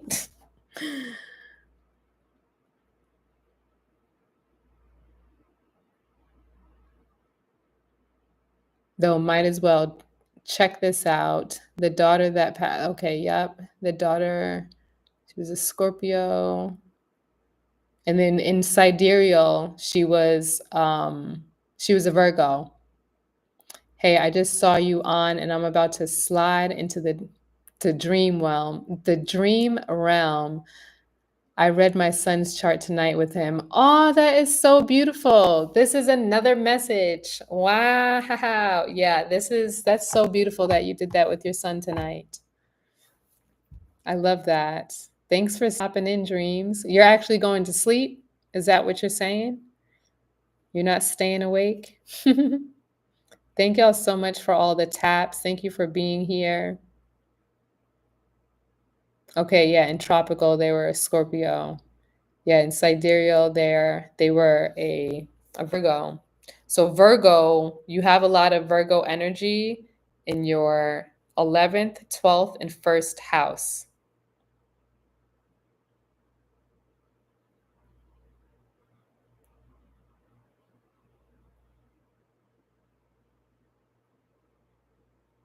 So interesting. Thank you so much for trusting me to read into your daughter's energy. Very beautiful. I don't know what she's going to be creating in the future, but it's going to be some new. Yep.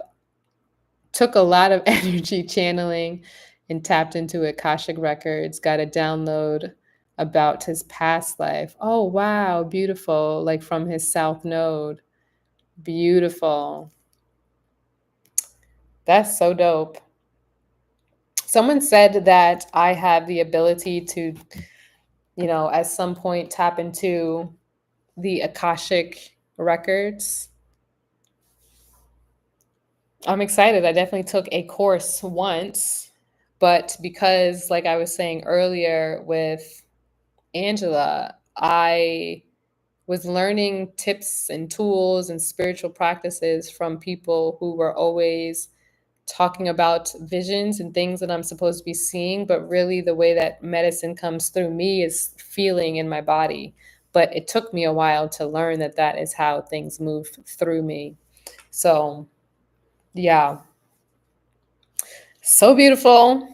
I gotta put up the options for people to be able to connect with their children's charts because it is definitely something that has been coming up in the last few days. And you guys are probably both of the proof.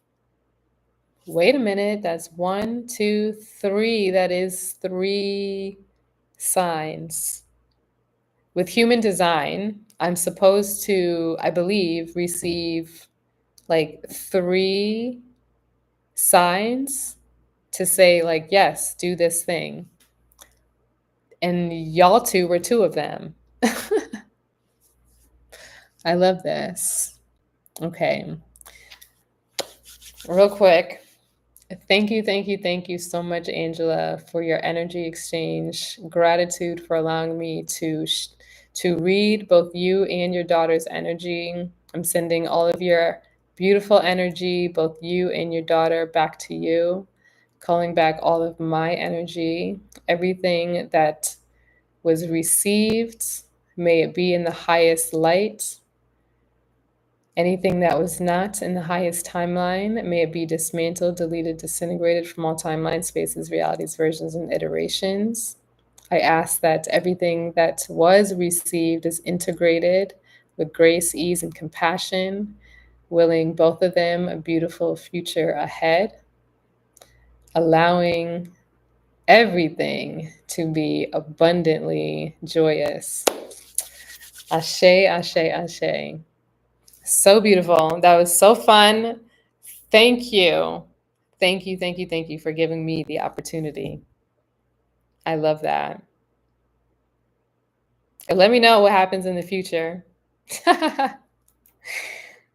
Okay. Work through your chakras and past your crown in your soul star chakra. It can enlighten you about yours. You know, I'm not very good with the chakras. And you did numerology? Wow. How old is your son? You have two, right? What's his numerology? At least like his path number, if you care to share. 16. Oh, okay, you have three. Okay, so they're older. Ah, I see, I see. So they could like actually understand what you're saying, even though the other ones obviously can too, but that one would be, I mean, they're at the brink of like, what are you gonna do when you get out of school? Are you going to college? Do you want to go to college? What do you really want to do? I love that. He's a 7. Ah, spiritual. He's a 7 and went along with his chart into a spirituality. Yes. I'm a life path 7. I love that. This was the intention to see his purpose. Period. Did you also look at his sidereal?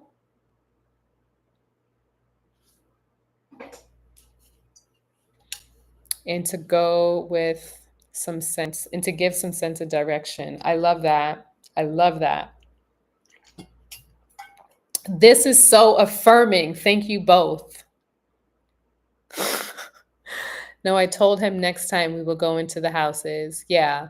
And also, like, to start, it is easiest to definitely look at tropical to see what has been going on currently, just with how he was, raised, how he, takes care of himself. And then eventually, when I come out with this other thing that I have not released because now I know for sure that I need to, you guys could do some foundational things with me. Yeah, the foundation is the root chakra. Yeah, so I don't know exactly when it's open, when it's closed. Like I do know for sure my crown chakra, I know when this absolutely is open and spinning. And it's typically when I'm doing like readings and stuff, or like it's funny because whenever I'm doing a reading with Noni, there's times where I will say like, "Oh, I'm showing up, but I'm only going to do a reading if someone books." I'm not trying to always tap in, and I know that she's not either. But when she goes to offer like a card reading, immediately my crown starts, and I'm like, I'm just trying to be an innocent bystander. But Spirit's like, no, you're not. But it's been fun sensations that have activated, as well as the light language moving through my body.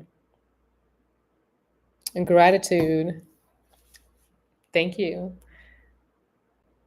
You could definitely help. Yeah, it's like I do know that I think I potentially feel sometimes when what is it, my solar plexus can potentially be blocked. That one I feel tends to be like I think that's when maybe I'm at the beginning of a crash out because I'm probably not creating as much as I desire. So I don't know.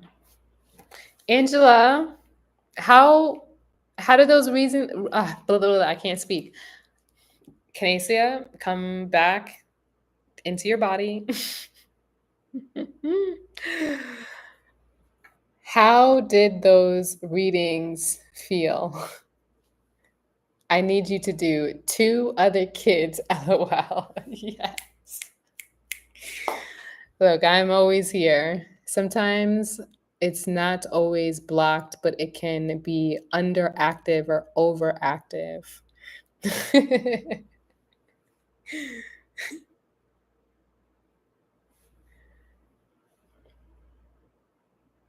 I'm going to ask you for a review. I'm going to ask you for when I build out this website, I would really love for you to share a honest review. I'm going to send you when it's done, I'm going to send you the link so that I could receive if you would be so kind and open to do that. That was really fun. This was really beautiful. Actually, the more I would learn, because what I shared with you, that was never something that I have potentially seen with others or would have shared with others because maybe I didn't see that placement, they didn't have it. So essentially, what you've navigated through is something that I would like to do more research to understand exactly where, like, passings from children not here fully, because they are definitely still with you. That's for sure. But I would love to see, because if I was to have all of even your kids' charts plus yours, if we were able to get theirs, but I don't read any charts without any consent, to see where the synastry is, to see how that shows up. That was like a whole nother layer. And just now I'm looking again because the charts are still up. I see exactly why you attracted that partner, because you like them Aries. You like a little bit of leadership, but you also want a little empathy and compassion and lust for life in your partnerships and relationships. So, yeah, these things, astrology just, it's pretty magical. Sometimes, oh wait, I think I read that. LOL, I loved it and it made sense. I had complicated pregnancies. They were all early. Mm. They were all early.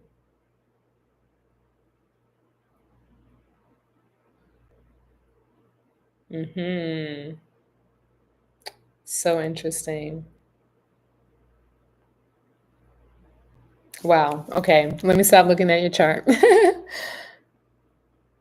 You got chills. You got chills during the reading?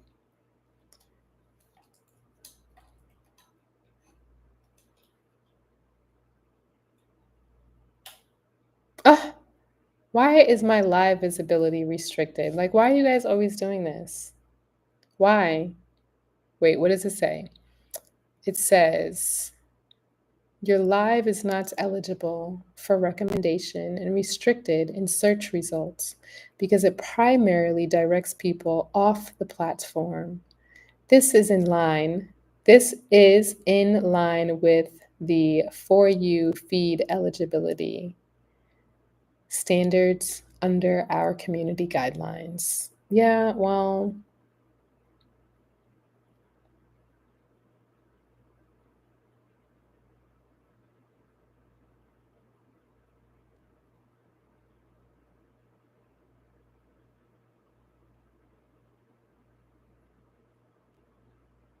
it's not like they share my live anyway. Let's be real. Let's be real. There's not 100 people in here. There's really not. So they AI read the LIB. I'm, I almost said something funny. Well, geez, they're just haters. Haters. Haters, they gonna hate. And ballers, they gonna ball. Let me tell y'all something about this Jupiter in Gemini and Uranus in Taurus. They are always out here trying to control our paper that we receive through the media. Also, you know what's kind of funny is the other day I saw people trying on clothes and they were like doing their TikTok shop stuff and like no shade, no tea. But it literally looks like an infomercial. And it just made me feel like, wow,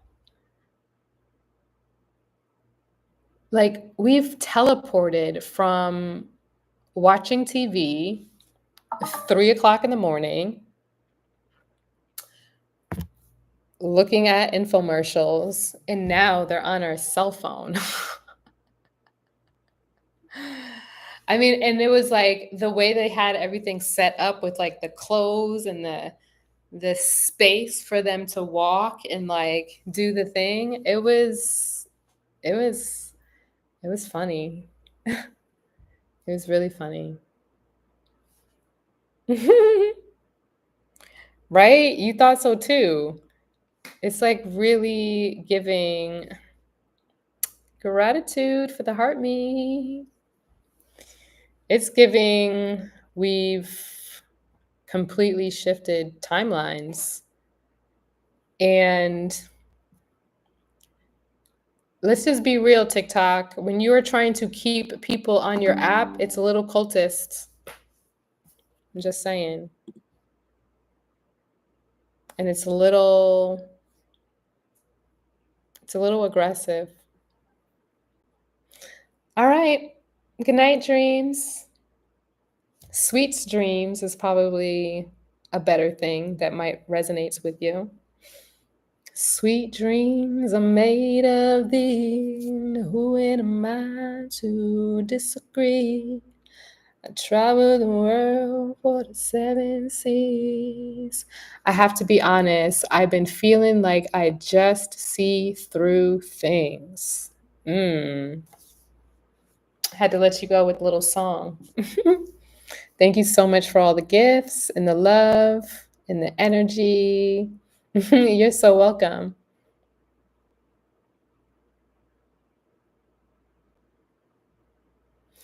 Yeah, seeing through all of the nonsense that is being reflected in our collective.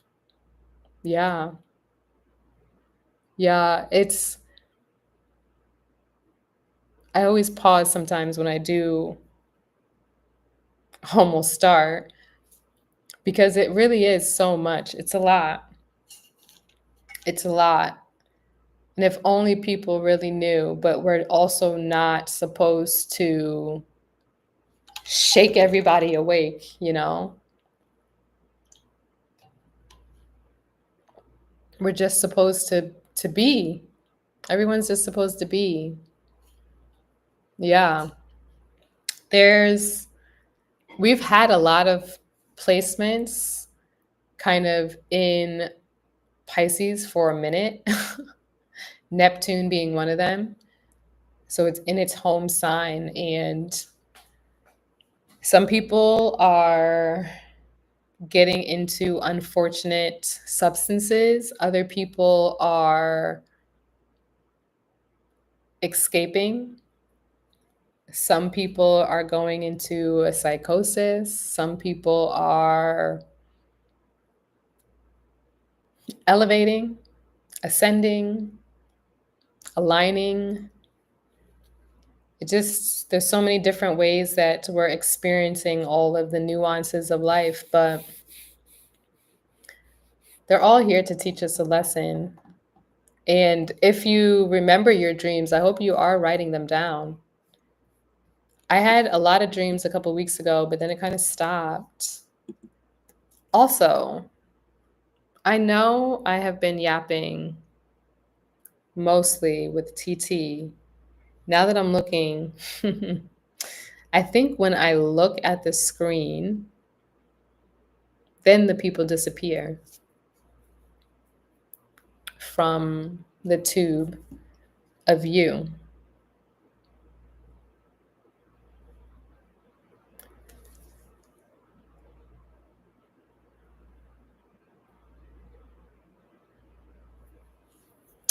In the library is what I'll say next time. I just feel like I'm searching for something, but not sure what.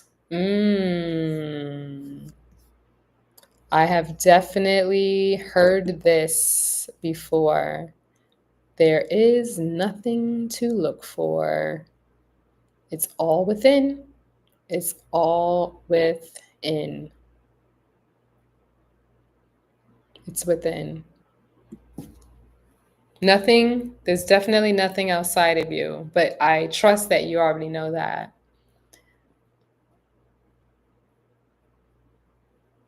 But the searching for, sometimes the searching for something can also play an energy that can relate to lack in some ways. Because if you're needing to search for something, that means you're missing something, and you're not missing anything because you're whole, because you have everything that you need. But it's about activating what's already within you, and really, like in the reading, like listening to those subtle nudges. Those are the answers. Sometimes we think like the message is supposed to be so loud, but it really is quite quiet. That's why paying attention to every little subtle thing, like, oh wow, my lips are vibrating. Oh wow, I feel like da da da da da da da. Like all these little points are showing us exactly how we're experiencing life, and our guides that are around us that are constantly trying to get our attention, you know? Yeah, your ears ring. The times that my ears ring, oh my goodness gracious, it's so loud. And I'm like, oh, when my ears ring, that's when I would see a vision.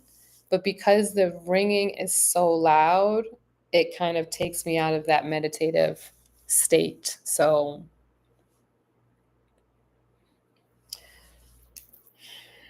there's definitely some up levels of consciousness that needs to happen for myself to be able to receive those clear, voyant messages again. Because it hasn't happened in years, but as soon as I hear it, it's like a sinking. I don't know how to explain it, but it's like I actually feel as though I'm like sinking into another dimension. And then the ears start to ring, and it's like, whoa, where are we? So I snap out of it. I snap out of it very quickly. But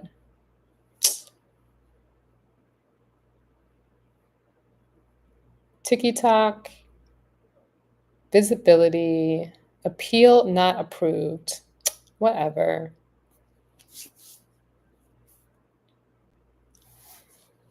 We don't care. I think I'm going to hop off for now. I might come back in a couple hours.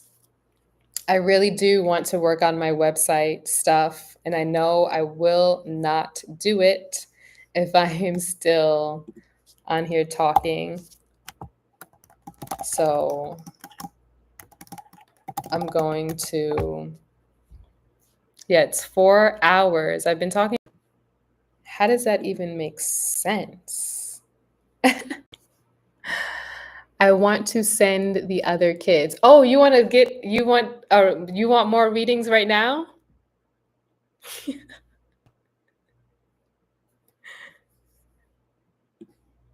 You you let me know. I will be back. I will be back. I'm thinking I'm either going to like take a break if you're up for it. If you want them, okay, you're up for it. Yes, I'll do them now. I could do them now. Just let me do a couple things. Go to the bathroom, put some water in my cup. Is that a song? I don't know. I don't know if it's a song, but I could absolutely do the reading. How much juice do I have here? Let me see. Because I have been on for a while and I have how much time on my computer? I've got 15% left on my computer. So I'm going to run to the bathroom. Not that everybody needs to know that, but I will be right back. That's probably better to say. I will be right back and gonna get some water. Send your children's deets, but also what I can also do for you, if you're up for it, is make time tomorrow privately to read both of these other charts. And I'll give you that time in like I could send a Zoom. So because I'm a little afraid that between my phone having pretty low power and my computer having 15%, it could go from 0 to 100 real fast. And I don't want to lose you. But if you send payment, I probably wasn't allowed to say that either, but oh well, I'm already restricted, right? Okay, if you send the you know what, and then in the message, send me your email so I could send you a link to set up for tomorrow or today. What's today? Today, since we're in today. So that we can get you in alignment. And let me know. Let me look at my calendar actually. Calendly. Because I'm also feeling like I'm not speaking clear English.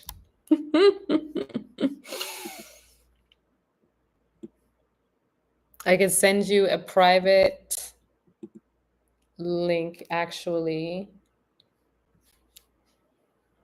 Where is it? Where?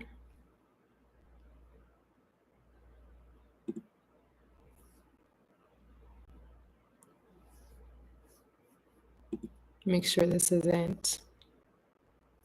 Okay, we could do.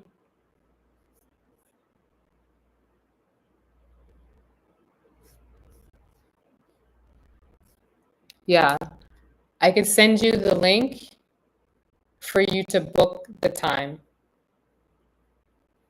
And you should be able to book immediately. Let me make sure. Because I know I sometimes have like a how far in the future you could book. So let me just make sure real quick. I'm drinking Mom and Red Bull. Okay, thank you for your email. How do I get to the link? How do I get to this link? Okay, let me just type it.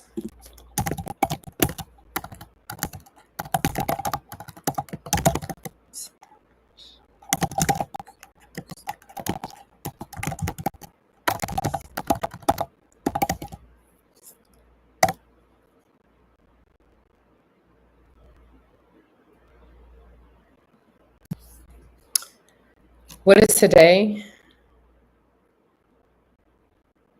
Today is the 11th. Oh, why do I have these so far ahead? Why?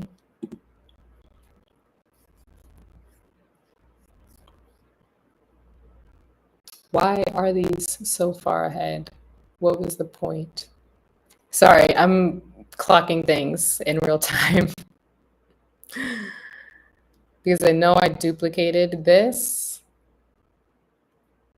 for half an hour. But why so far ahead? Anyway, I will just change it for now and then we'll figure it out.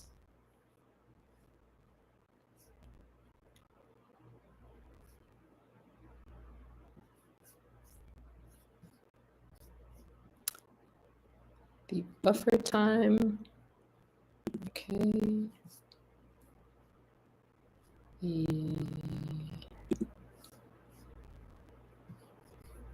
Oh, I just had the first low battery message pop up. Oh my gosh, what am I trying to do? I'm trying to set the time so that you can book. I'm drinking rum in a Red Bull. I'm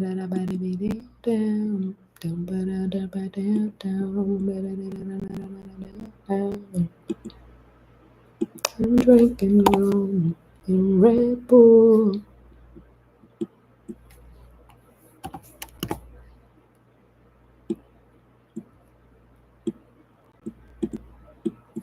Okay, 3. Oh.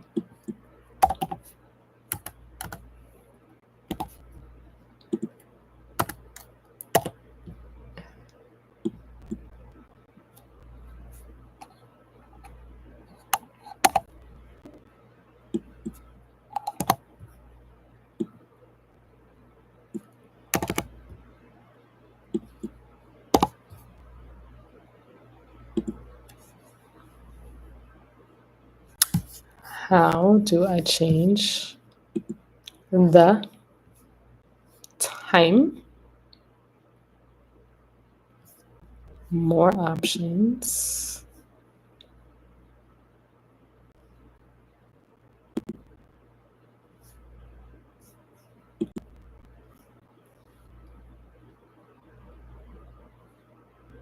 Set the maximum meetings allowed for this. Okay, 3 per day. Sorry, it's late and I'm blanking on how I change so that you can book for tomorrow. This is under a, where is it?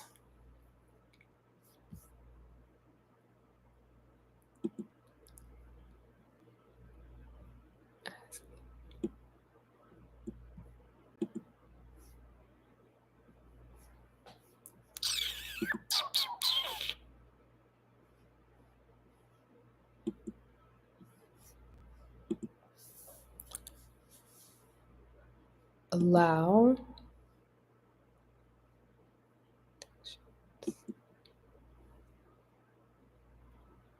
30 minutes.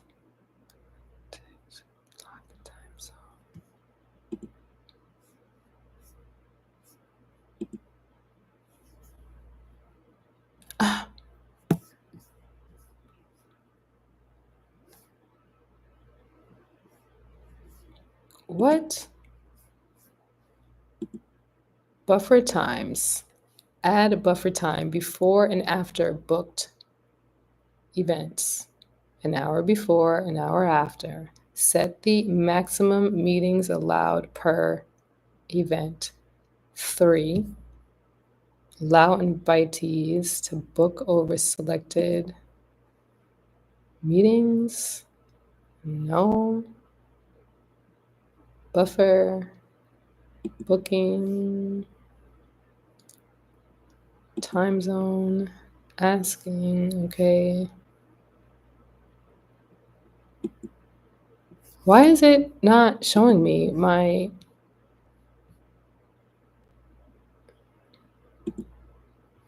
Oh my gosh, did I just find it?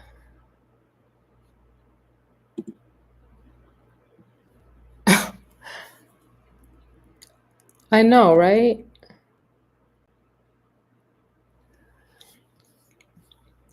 So annoying. Well, here, I could do two things because what I'm trying to set up is not even set up, it's already set. It's just that this is a hidden link that I have for my other services, but it's 14 days into the future with at least, oh, okay, I'm fine. I'm finding where it is. But I had it set that people can't book immediately. So, yeah,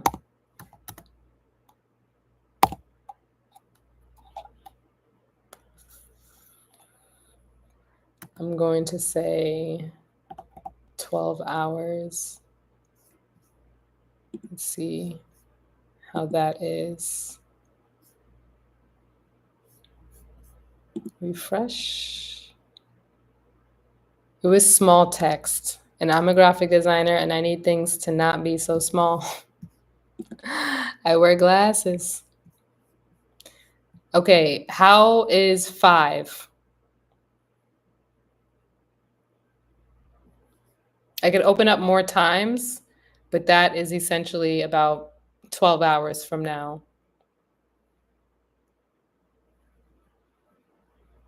You wear them too. Exactamente. Okay, and do you want to send, this thing here? Sorry, uh, on CA, or would you just want to do it through this specific link? Let me know which one you would like to do.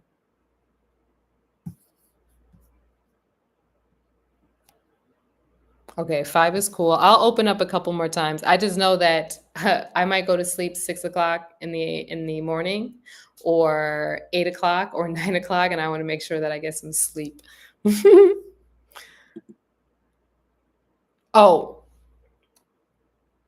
this for your other two charts, basically. Oh, wait, can you do 6-5 or 6-6? 6-7 or 6, you know what I'm getting at, so that it's not either one. Because one thing I definitely never use as pricing, I'll do like 144, 155, 188, but 155 is new.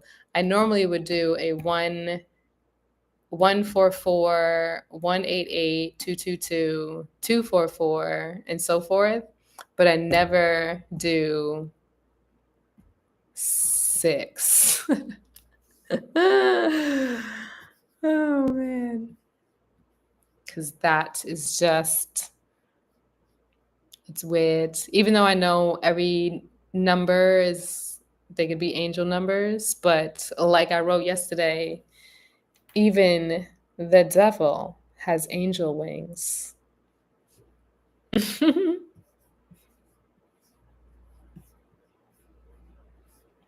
Okay, let me make sure there are extra times. para ti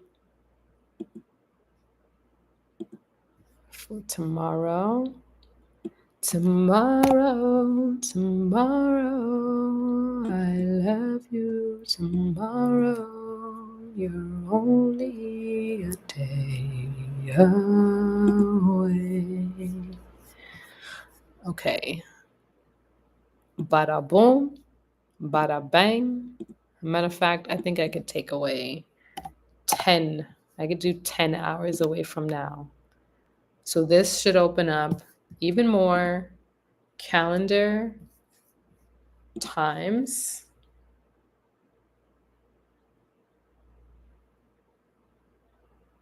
All right. So from 3 to 5, I have times for you.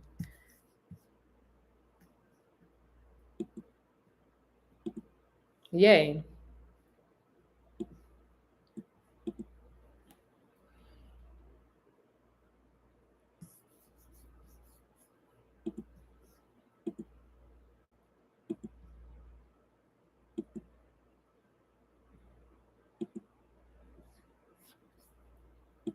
Saving, saving. Just let me know when you send it and I will send you the link.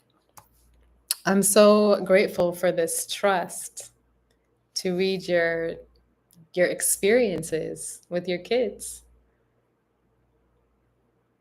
It's so spirit.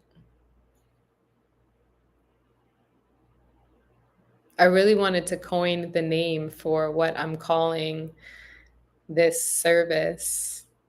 And I'm still working on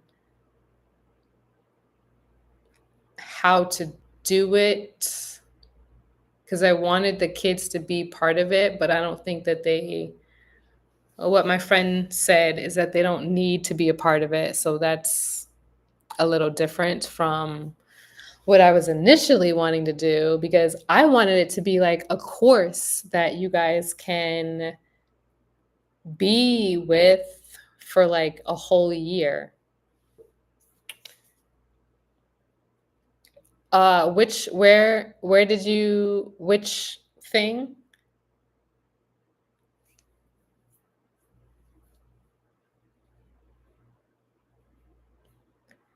Same? Okay. Bada boop.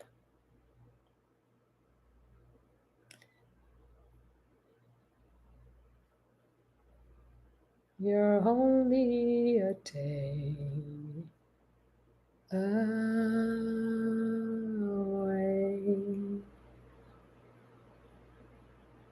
There we go. Gratitude. My iPad was not hooked up to the internet. Okay, copy link. I'm sending you an email right now. I'm so excited.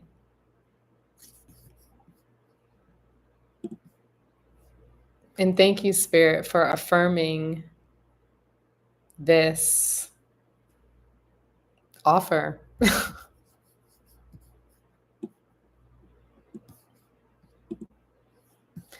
Okay.